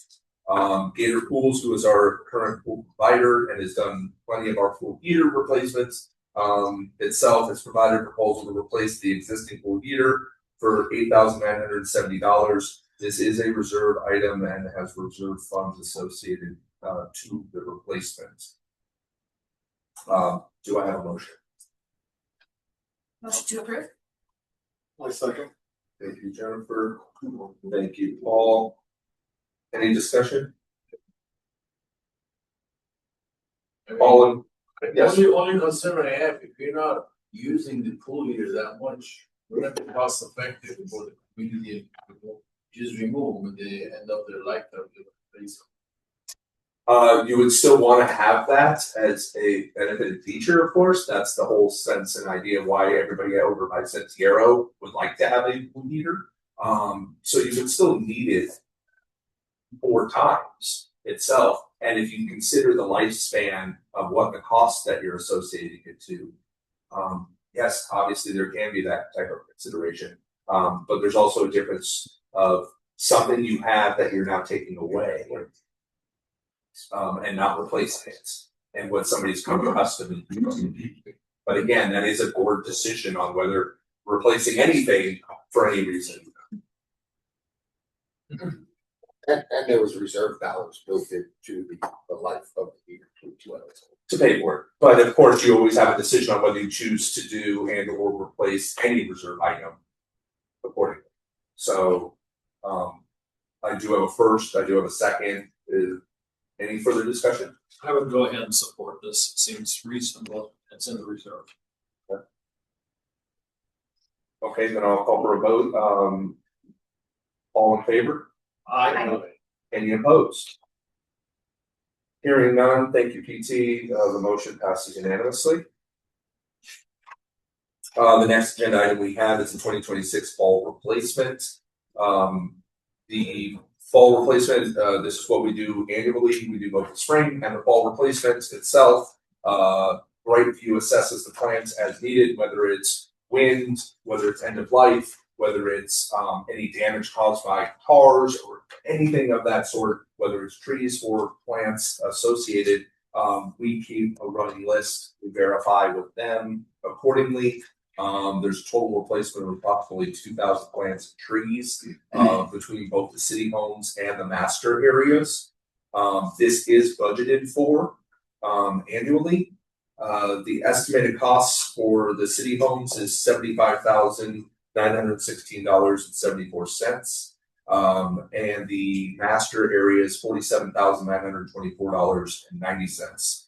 It also includes any and all irrigation repairs, replacement of emitters for the new plant material, also the tree staking, that go with any of the installed new trees. Operating funds is the budget that is utilized for this. The in total is $123,841.64. The board has before them all the information that I'm reading right now. But with that being said, the master budget is budgeted for $262,500 for this year, and year to date through May we've used $85,000. City Homes is budgeted for $72,000 for 2026, and the year to date through May was $33,000. So, given the fall plant replacement costs associated, we actually will come in under budget in regards to that itself. So with that being said, may I have a motion? I so move. I'll second that. And the motion is to move On the 2026 fall plant replacement to operating budget. Thank you. And Mitch, you seconded. Thank you very much. Any discussion? I think just please let us know the under budget or the savings for this at the end of the year when we go into new budgetary hearings. Yes. Thank you. Roll two. Any further discussion? Hearing none, call for a vote. All in favor? Aye. Aye. Any opposed? Hearing none, the motion passed unanimously. Thank you, PT. I got your vote as well. Before you, in the next agenda item is the holiday decoration proposals for both the master and the campus areas. Holiday decorations, how we're saying it, We are doing holiday decorations. The company's name is Holiday Decorations. They provided the proposals. They are the one that has done it for multiple years. We are doing the same holiday decorations as we did last year. The only difference is that we've added in a couple of new areas that are closer to the Sentiero Park, because we didn't have those areas turned over last year at the time of when the proposals were approved. So you do have a breakdown by area in front of you. You also have a budgeted amount in front of you. Both of the current proposals you have are actually under budget, and they are in line with the same amount that we paid for last year. The only additional pieces, as I said, are in the master as a whole, because those couple of extra areas, monuments and such that we did. So with that, and they always say Christmas in July, right? So you literally have to do the holiday decorations now, because if you don't commit to them now, good luck getting a company anywhere near the Christmas time period or holiday time period. So with that, do I have a motion? Motion to approve. Thank you, Jennifer. I'll second. Arm wrestle. Bitch, it is. So How much for Christmas? How much was it? The budget allocated is $37,273.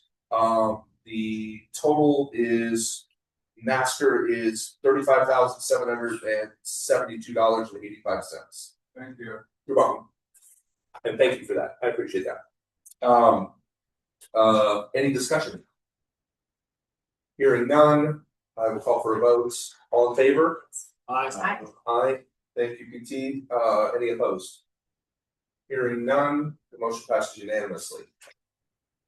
Thank you very much. The next item we have is the Solista pool furniture replacement. This is a reserve item. It is at its end of life. Evaluation of the community's pool areas found that many of the chairs have been declining in condition for the last few years. Several pieces are at the end, or many of the pieces are at the end of their life. We have 38 lounge chairs that were sent out just to have them reslung, and we have that done. We're having that done and brought to us. But before you is a proposal from Leisure Creations, which would then replace all the lounge chairs, tables, and chairs for $29,660.47. This is a reserve item and has funds associated, allocated to it. Additionally, all of the reslung chairs, which we have 38 out for, will then subsequently be taken, and or any of the other chairs still remaining in Solista, and we will then allocate those to other pool areas to make those all uniform, so that we won't need to replace all of the chairs at those locations itself. So, and they said it's a reserve item at its end of useful life. Do I have a motion? And to approve. So Leisure Creations. So by moving some of these chairs over after you get reslung, there's kind of a savings and keeping an update thing. So Correct. And in this particular case, when we evaluate, there are many occasions where you can resling the fabric on it because the frame itself is still viable and useful. So it does look normally like a brand new chair. That's what we'll be utilizing together for. But there was just so much that has been at the end of its useful life, some of these stuff, that it just made it more sense to replace it all and then be able to use the other pieces at the other locations. Okay, so I do have a first for Mitch. Do I have a second? I'll make a second, but is it under John that decides what kind of chair it goes in? Or? Correct. Yes. Second. Thank you. Any well, it's a collaborative effort, and the board gets to see, but from that standpoint, it's yes. All of our pools are, some of our pools have more unique coloring in that respect. This is a more traditional coloring that is at this particular pool itself. From that standpoint. So all I worry about is something that's easy to clean doesn't stink. That's and in many of occasions, not to go too far into it, but when you do start getting unique type colors, those are the ones that fade, those are the ones that stain. The oils, the sun, and all of those things, those definitely, so your more neutral colors are usually more, last longer and or look better longer from that standpoint. So, I do have a first from Mitch, a second from Sean, any further discussion? Hearing none, I'll call for a vote, all in favor? Aye. Any opposed? Hearing none, the vote passes unanimously. Thank you, PT, for your vote. The next item we have is the pet waste removal in the common areas. This would be an operating expense. Management has been evaluating options to better address the ongoing pet waste concerns throughout the community. Several solutions have been identified to improve the overall waste management, support a cleaner environment, and allow for more efficient and timely response to resident complaints. This will allow staff to more effectively address identified hotspots areas as needed. In addition, improved pet waste management is expected to contribute to the overall sanitation and assist in reducing potential rodent activity within the community itself. We have obviously received many complaints at multiple times in a consistent manner where in order for our current staffing of facilities, which consists of a facilities director, an operations coordinator, and 2 porters, we don't feel that it is something that the current staffing levels could be able to manage and maintain to the customer service levels we would expect of the community itself. And given the negative nature of what this subject is, it really presents a challenging situation of being able to properly handle it. Adding additional staffing within the association itself would be a challenge in respects to having an individual who's hired that their predominant job 5 days a week would be to provide this type of service. So when we seeked and went out to look at options, the first route we went was with Brightview, our current provider of our landscaping, who takes care of our pet waste stations only right now. But they have the type of labor that would then be able to handle and manage and take care of. Additionally, with that, as a management recommendation for Brightview in this case, is we have leverage in respects to, we have a very large contract with them in regards to landscaping and any and all services. So the expectations will be that they need to manage and take care of this. So their quote that they have, which is for $4,200 a month, which would be an annual cost of $50,400, would be to manage and take care of all pet waste in common areas throughout the entire community. So if they are not adhering just the same way that we would look at the landscaping irrigation that they do as well, they would need to be able to take care of that. Additionally, we wanted to find another option. So what we did was we contacted a company that they specialized in pet waste removal.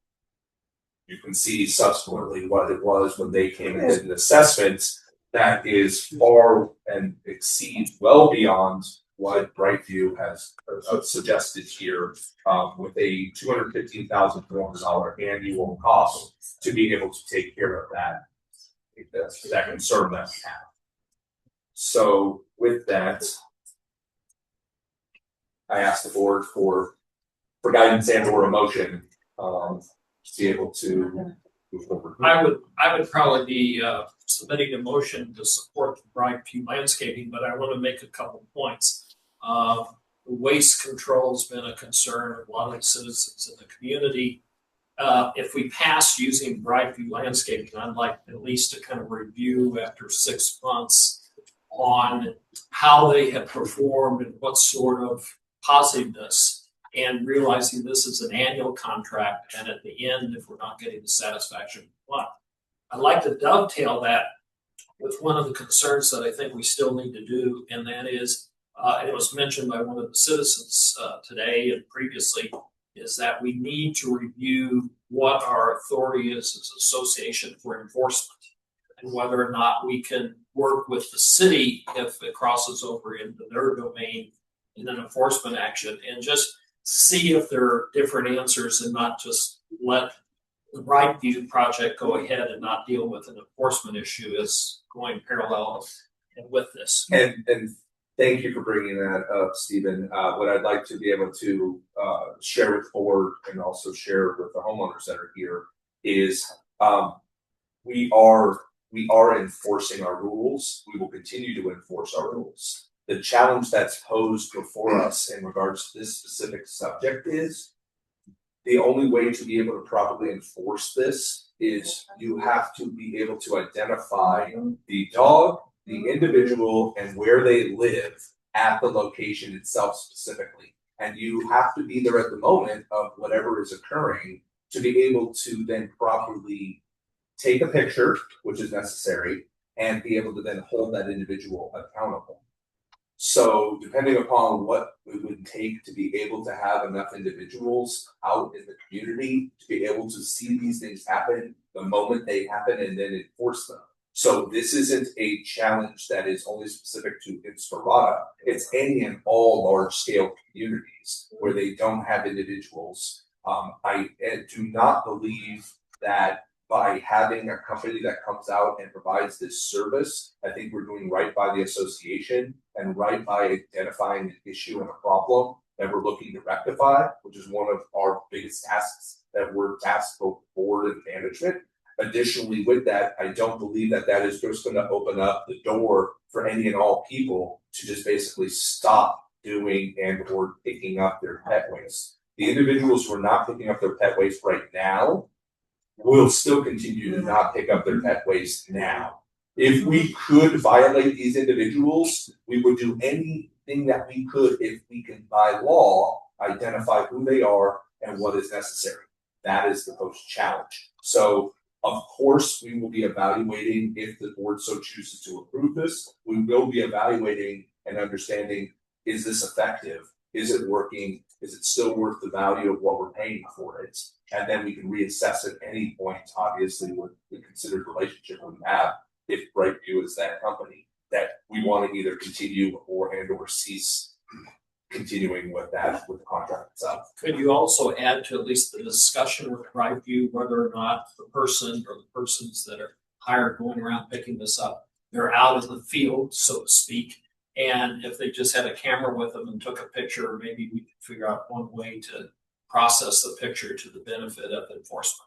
So I'm just saying whether or not they can do it or if they're restricted by law. Unfortunately, it's not an option because you have to have uniform enforcement of any and all violations, and they are not that individual that executes those violations itself. It would have to be somebody within the CCMC and or that end of the violation process. We couldn't task a outside entity, third party, to then take on the responsibility of taking that action and or doing that. And they would have to be uniform all the time because it would look like selective enforcement. Give me 1 second. I know you have a comment. Let me unmute them. Let me raise this. I also like to mention the pet station that you have. How much it costs to install it? There's a standard based on how many feet you need to have, because it's convenient also. If you have 400 feet away, you're not take it there, you know. And that's something I want to see if we can look into that. Is there standards that they can? I think that's the cost of everything. Okay, I will. What I will say to that is that could also be a part of what we collaborate with. Let's say in this case, if you approve Brightview, where we could get a greater understanding from the individuals who are doing and performing this work. Where are the, for lack of better words, hotspots that it could then justify spending the $500 to $1,000 to put a pet waste station in an intermediate area adjacent to wherever that is. That actually could be a part of this process. Down the line. The back seat, I mentioned that they did it right here. Where is the closest pet station? They have. Well, I don't want to trigger him joining in. No. Okay. But that is something we can look into. But in the meanwhile, we don't always know exactly when and where and such.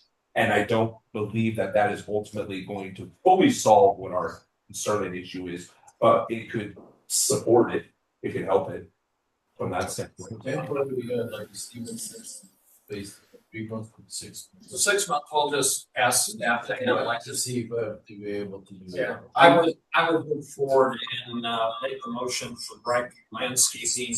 I have a comment, a question. Yes. For this amount, $4,200 a month, what are we talking about in terms of frequency? Is this 7 days a week, twice a 5 day? days a week. 5 days It's a week. 5 days a week.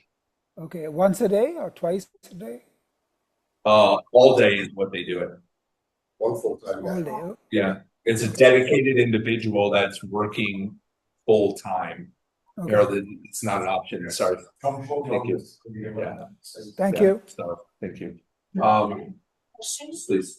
Just I guess in your experience, as everyone has worked in a different association, has anybody done this process before? And then if so, what was that success? Like? So I've been doing this at apartment buildings and large scale communities, not as large as here. This place is kind of unique in the amount of pocket parks and stuff we have and trails that I don't do. But I can tell you that it helps keep it cleaner. You're not gonna stop. If you look at the statistics, I believe a community this big, 8,000 residents, to say there's 3,300 dogs statistically in this community. Out of that, only 40% pick up their families. So it's an issue. This is just, is this the end goal of everything? I don't think so, but I think this is gonna allow us to definitely clean up the areas that I believe we deserve to be cleaned up. Can we direct Brightview to specifically, as we identify hotspots, to also increase enforcement or look at? I think there's gonna, I believe oversight and management of this process is gonna be an evolutionary process. We're gonna get an understanding, which is gonna combo the efforts you're speaking of, Sean, where we could put in additional pet stations. We're gonna get education on this, whether we like it or not, to where and what we could do additionally, and or if there's greater frequency needed in certain areas more than others, then they're gonna adjust their schedules accordingly to address those areas. Very similarly in concept to what Brightview does now with the landscaping. There's other areas that have just a greater landscaping need or hotspots or challenges, or whether it's the leaves falling off of certain areas more than others, and they learn that over time to know they have to spend more time in certain areas. It won't be an overnight process, but I would assume and believe that it's going to be a very quicker improvement on what we see and what we experience, and then negative feedback we receive, which we want to get rectified. I don't want people that go to a certain pocket parks and such and have to deal and or feel like it's not being addressed in the frequency that it should. One last thing I want to say, that the City of Henderson Parks and Recs maybe can get more involved with this company for enforcement, because they can enforce it. They install more signage in the municipal code, they put it, and they can actually force that. So the individual that works for them. Well, there's two different things, Sean. Parks, where what Brightview will do will not be touching the parks in any way, shape, or form. And so any and all of the issues at a city park will be handled by the city. The concerns that are being brought before us are not the concerns that people are experiencing these things at the city parks. They're experiencing along our common areas, whether it's streetscapes, whether it's our pocket parks, those locations. And they can't, there's no enforcement that the city can do in respects to on a homeowner in our common area in the association. That's our responsibility from there. The only thing you can do, if you know who they are, is report it to the city with code enforcement, and they will fine also. And subsequently, we'll do the same when we go through our violation process from what is allowed by our governing documents from there. So, I'd like to go back to my motion to support this, realizing that it's an ongoing good. And I'd like to support the Brightview landscaping. I'll second it. Thank you, Mitch. Any further discussion? It is a problem. I mean, they even did it in our front yard, and we have cameras everywhere and lights and signage saying, do not allow your dog they even broke our signs. I'm like, this is ridiculous, you know, just ridiculous. Hearing no further discussion, all in favor? Aye. Any opposed? You can add the councilwoman to the right. Thank you, BT. I saw your vote. The motion passes unanimously. The next item we have is the Toll Brothers Clubhouse replacement pool pumps. The existing pool pumps are no longer manufactured, making replacement parts increasingly difficult to obtain. To improve the reliability and reduce future maintenance costs, the vendors recommended replacing the existing pumps with 2 new variable speed pumps. We did this already at Toll Brothers Village 7. Previously, this is a reserve item and has allocated funds for it. The quote for it is from Gator Pools, our pool provider, service provider, and predominantly the company that does our minor fixes and or pump replacements and such, for $9,876. With that, do I have a motion? I will give Jennifer the first on that, and it's the second. Any discussion?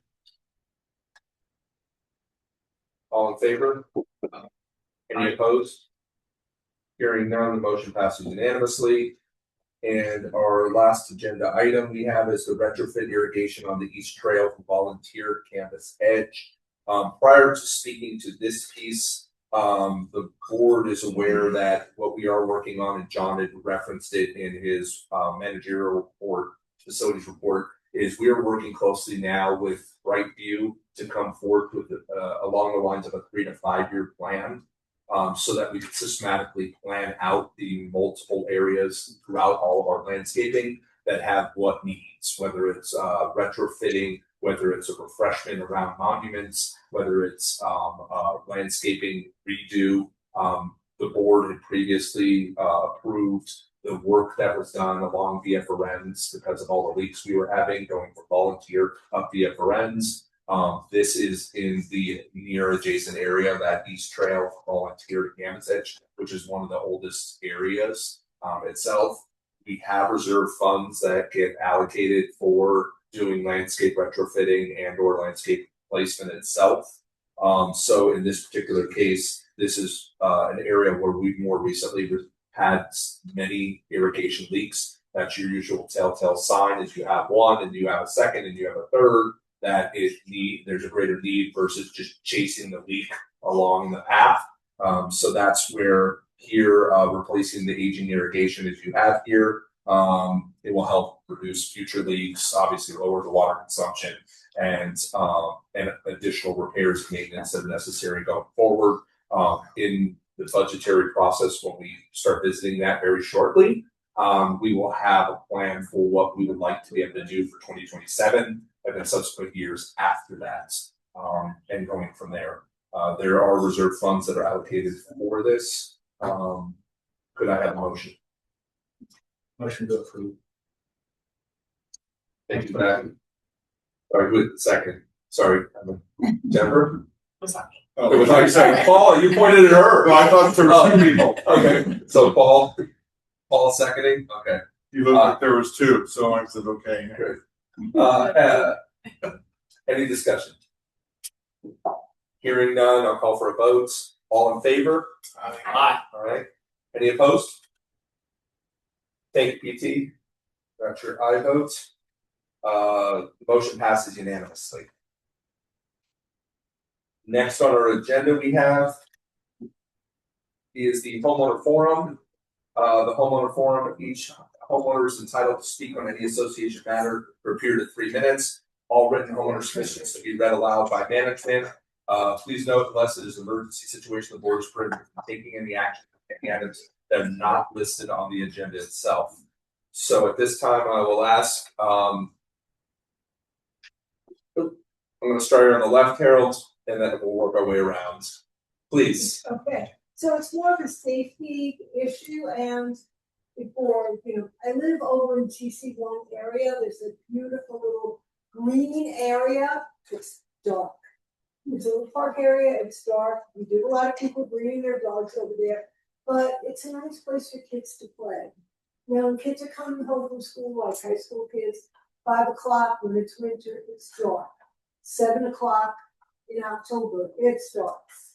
We just need something. Now, I know that in some places, other cities, put like little solar string lights around trees that don't even have batteries. And you can buy those from Amazon for about $50 a go, solar panel. And if we had a few of them, they wouldn't be strong enough to get in somebody's, house lights or bedrooms or anything like that. But just enough that kids can, play around and not trip over a rock or trip over somebody's dog that's off the leash or anything like that. And it would just also be good safety because we do get Amazon deliveries in the middle of the night. So at least, they'll get them to the right house. Okay, and I'm sorry I didn't get your name. Oh, Julian Mason. Thank you. Anybody on this side? Oh, Nadir, we're coming back up. Yep. Yes. Never mind. Good. Okay. Sir? Eric Reinhardt. Yes, sir. I'd like to invite John and his group to maybe take a walk out on Volunteer and take a look at those Inspirata walls that face Volunteer. They're in need of repair, and they're starting to fall apart. Just something we might want to look at. Okay. Thank you. We're back up front. So for Volunteer, right? When you go up Volunteer, El Centro, like what the road that goes, where the fire station is, and you go up, and then you come to the stop sign. There's 4 ways, and then you continue up.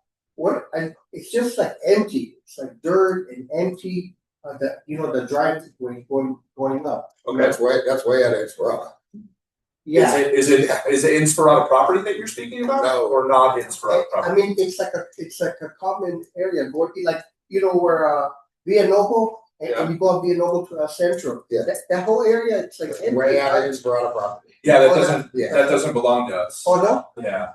It's not our area or development. So it's whomever owns it that will be future development of some sort. Okay, because it looks so ugly Yes. compared to There's a lot of trying to make it. open desert. Yes. Didn't want to stay on the top, but just a question about enforcement, because I know from the community that I physically live in, I actually have a weigh station directly across the street, and there's some little dog that poops on my lawn all the time. But I don't have a camera out there to be able to get them.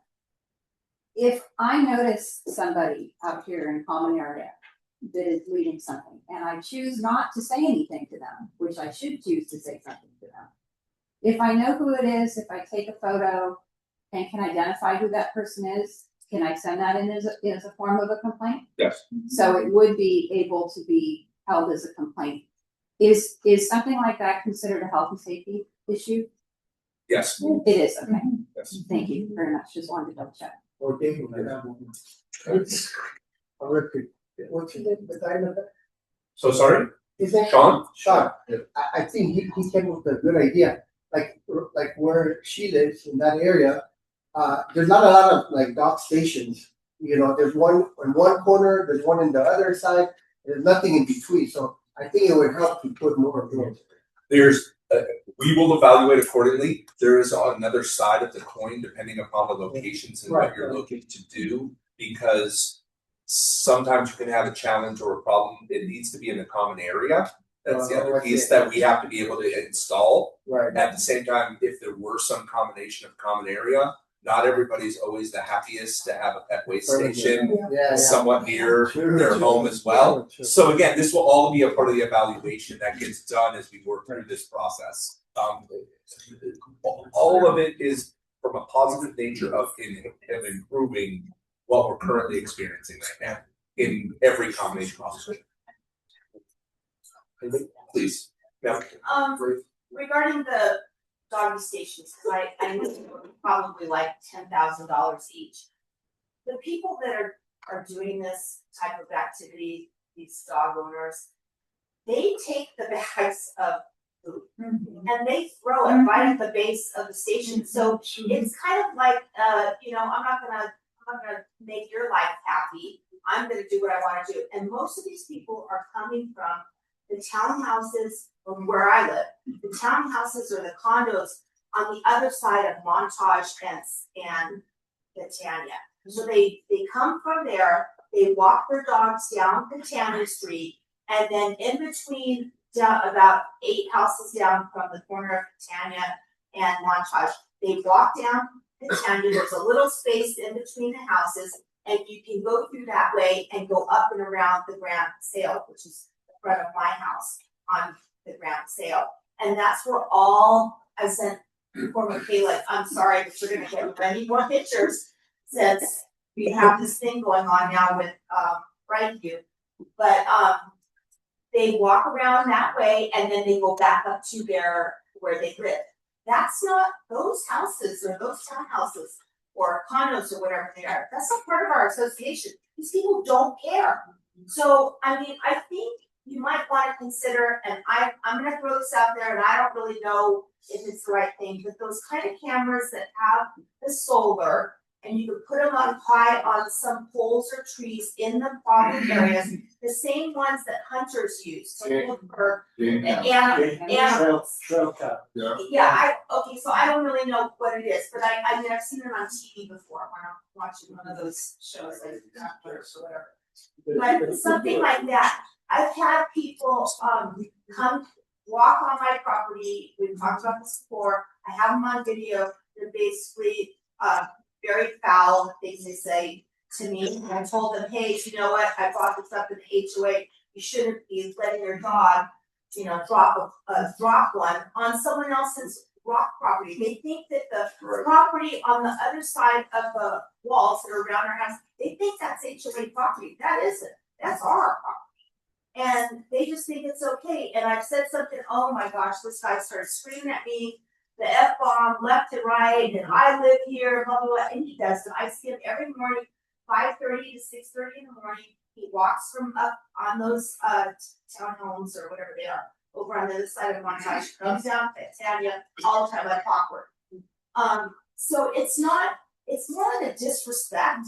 I think they see the big houses that we live in and the nice common areas, and they live in smaller homes, or maybe they think we're, I don't know, elitist or something, and they just don't care. The other day I was cutting 6 o'clock in the morning, cutting some of the trees in front of my house on the Grand Sale, and lo and behold, here comes a man and a woman with 2 huge, either a husky or a German Shepherd, 2 of them, and they park their car on the corner where a little park area where there's a station right there in front of the house that's on the corner. They looked at me and I looked at them, and they had their 2 dogs on leashes, and they turned around and they went back in their car, and they walked back up through Poncelli and back over to the townhouse. So they're not part of our association.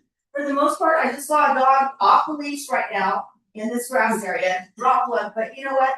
The owner picked it up. The dog wasn't on a leash. It was running around, whatever. But for the most part, people in this community have some respect for homeowners.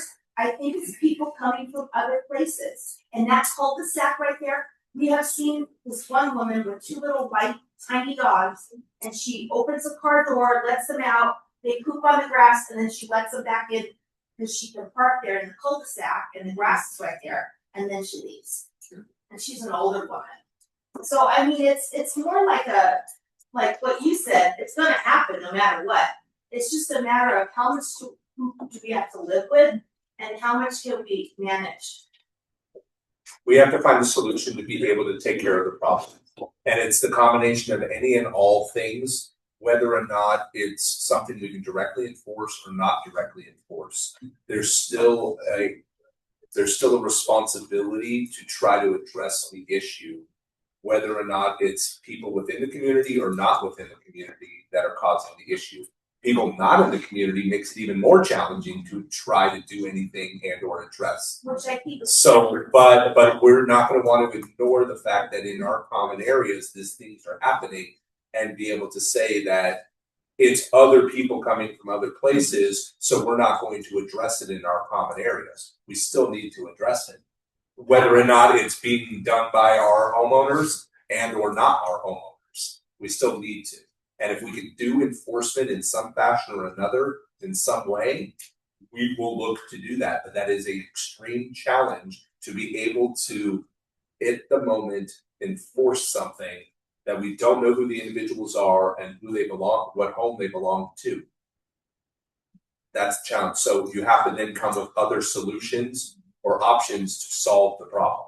And that's what we're hoping to be able to do with all these things that have been discussed today, is to be able to do that. Hold on, I need to be able to continue on. Go ahead, Yes, sir. Mr. President, I appreciate you splitting up the thought in regard to this craft contract, right? I don't know what else to call it.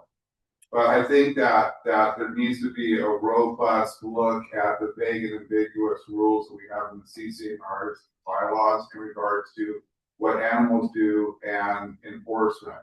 So you might want, may I suggest like a small little, committee that looks at both of those documents to maybe tighten them up and make them a little bit more robust. And that way it would give a little bit more teeth and the ability for the HOA to like research and possibly, okay? Sure. Anyway, what I really want to talk about is saving the HOA some money. I was invited by manufacturers of polyvinyl chloride sewer pipe and also a big group of people who do water treatment. And whether you all like it or not, is that our swimming pools are actually water treatment facilities, and that's what they do. We swim in them, but the machinery that's involved in it is actually treating that water. Okay. Now the big thing is going to be is in the next few years, or the semiconductors are going to squeeze the life out of the chlorine production here in the United States. We don't have that many facilities left anymore. The price of chlorine is going to skyrocket soon. I'm just letting you know, okay? And pool chlorine is on the bottom of the totem pole in regards to production, okay? I think it'd be feasible, especially if we're looking at replacing all the pool equipment and everything, to do it like a tabletop design and cost savings forecast. I really think that looking at a saltwater system for our pools would save at least 75 to 85% of the chlorine that we're paying for. And Damon, how much approximately a year do we pay in chlorine? Probably about $30,000 to $40,000. Okay, well, I mean, probably more than that with all of our swimming pools, especially during summer. But I mean, anyway. So what I'm saying is, to convert a swimming pool, and the city of Henderson allows saltwater pools for community pools. You don't have to dump any of the water, you just have salt, but it's a very inexpensive addition to the pool. And we create our own chlorine. And so in touch with that, it pays for itself. And in the long run, it's going to be hundreds of thousands of dollars in cost savings for this HOA. As soon as, like a couple of years ago when there was a spike during COVID and all that close thing, we had two big fires at some chlorine plants, especially the big one down in Mexico, which we don't take the chlorine anymore. Just everything went skyrocketed on chlorine. So I would be happy to help with a tabletop projection and cost savings analysis just to try just one swimming pool. I mean, you don't have to do it, but at least take a look at it financially, the cost benefit on that. And so anyway, because if we don't start looking at technology and the way that we operate our equipment and take advantage of that new technology now, we're just going to be running with a 55 Chevy, when we should be working with something a little bit more. All right. So I'll be glad to help. Thank you. Thank you. Okay, I'm gonna make it short because a lot has been said. There's like a toss up between Jackie Mason and Rodney Dangerous. Okay. Our common areas are city streets, correct? No. No? Yes and no. Okay, I like that half an answer. What I would like the city to do is put up a notice about fines for waste. It runs $75 to $250 each offense. This is not the first time these people are complaining about dogs in their area. I also said the last time about the trail cameras. They're sophisticated, they're about $90 a piece, and it's cellular. You wanna catch these people, I don't wanna be paying whatever it is, $60,000 extra a year for somebody else's responsibility. I love dogs, I wish I had a dog, but if I did, I would take care of its own waste. This is ridiculous. The people that own dogs should be responsible. If your dog is off a leash and it like bites this woman, you're looking at a court case of $900 for the fine at once. Because I have a friend, his dog went across the street, ruffled up somebody, and he got it down to $250, but that's how serious it is. Is it possible for the city to put up signs about dog waste fines? I'm sure it is. I have to talk to the director, but I don't know if he's gonna impose that cost to you all, the HOA, so I'll find out, because it depends on how. And it's a health issue. It is a too. health issue. It's a health issue. If you have a dog, you're responsible for everything for that dog. Why am I paying? What's this thing here on the back? Whatever it is, the $24,000 a month. What is that? Waste wranglers? Is that for the? Well, that was an option. We didn't choose that. We chose. Yeah. I'll go and I'll do it. I'll turn it to The company can charge them as totally. But I mean, yes, people, if we get these signs up, right? And Lifestyle puts out comments, we're no longer doing this, we're no longer that. And the city now are after people who are not responsible for their dogs. And the suburb. But Harold, you're talking about putting up signage that nobody pays attention to. They have to read. Until there's a fine. Hold on, Harold. Okay. The fine doesn't matter. Okay. It's insignificant because of the fact that you have to catch the individuals in the act at the time. Then it's so cameras. there, and the cameras to then record, keep, store, view, follow back up on, and if we can identify where they even live, because we're hearing that they're coming from other places. So you have to trail the back. I'm not opening Pandora's box right now, but it's the same idea with the e-bikes. We need to understand where these people live. Well, now they're doing something. Because if we don't, we can't take any enforcement or action on them because we don't know where they live and where they belong to. So the same thing with a dog and a dog waste. You have to identify where they belong to send a violation. And you have to have somebody who's watching the cameras at all times to catch something in hundreds of locations. Some of them report, but the issue, the thing of it is these people walk their dogs at the same time. They walk them at the same places, and they leave. Then you need the dog police that will then follow the people to catch them. The only way that we had about a dozen people that were like trapping on our property, it got to the point of I was done calling the HOA, right? Right. So it got down to this. I threatened them, and then no. I threatened them. I have the right to do so, right? Because we're trespassing. And number two is I posted pictures of them all over the interweb, right? And they steer clear my property out. So when it gets down to self-preservation and self-help. So I mean, so I haven't seen. Thank you. Harold, you guys can have the discussion after the fact. Yeah. Appreciate that. I was gonna ask, on Via Contessa, we put in an S-curve because people were cutting through in a different area. All they had to do was go down to the next stop sign, which is VMA, I think, or Mata. Nonetheless, we put in an S-curve to keep them from doing that because there was we did a survey, almost 1,885 cars in one day. Ooh. And they're all cutting through.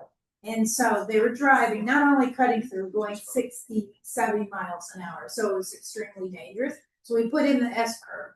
Well, what they're doing now ignoring the S curve and making illegal U-turns driving on the sidewalk, which is even more dangerous. I'm like, oh my God, people. So I don't know if you can put out any kind of notice, but let them know, because we started having the police to monitor, but they can't be there 24/7, and they're still doing it all day.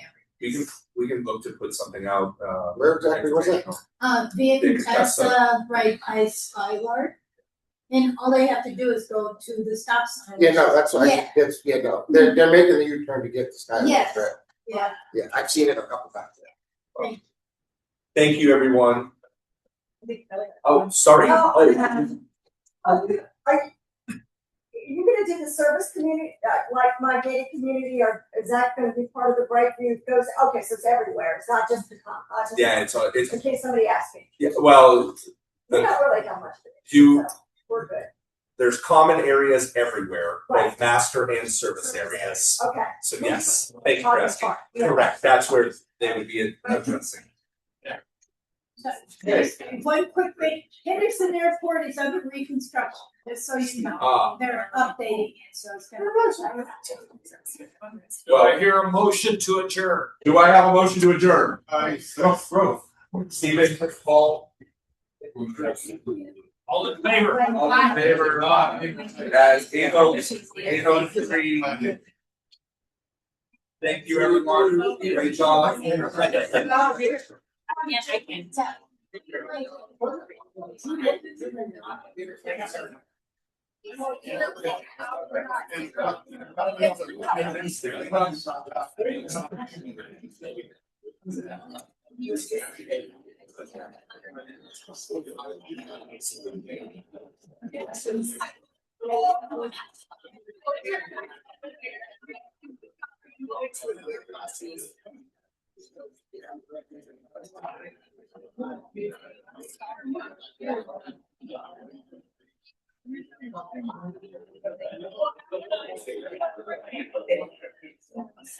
you.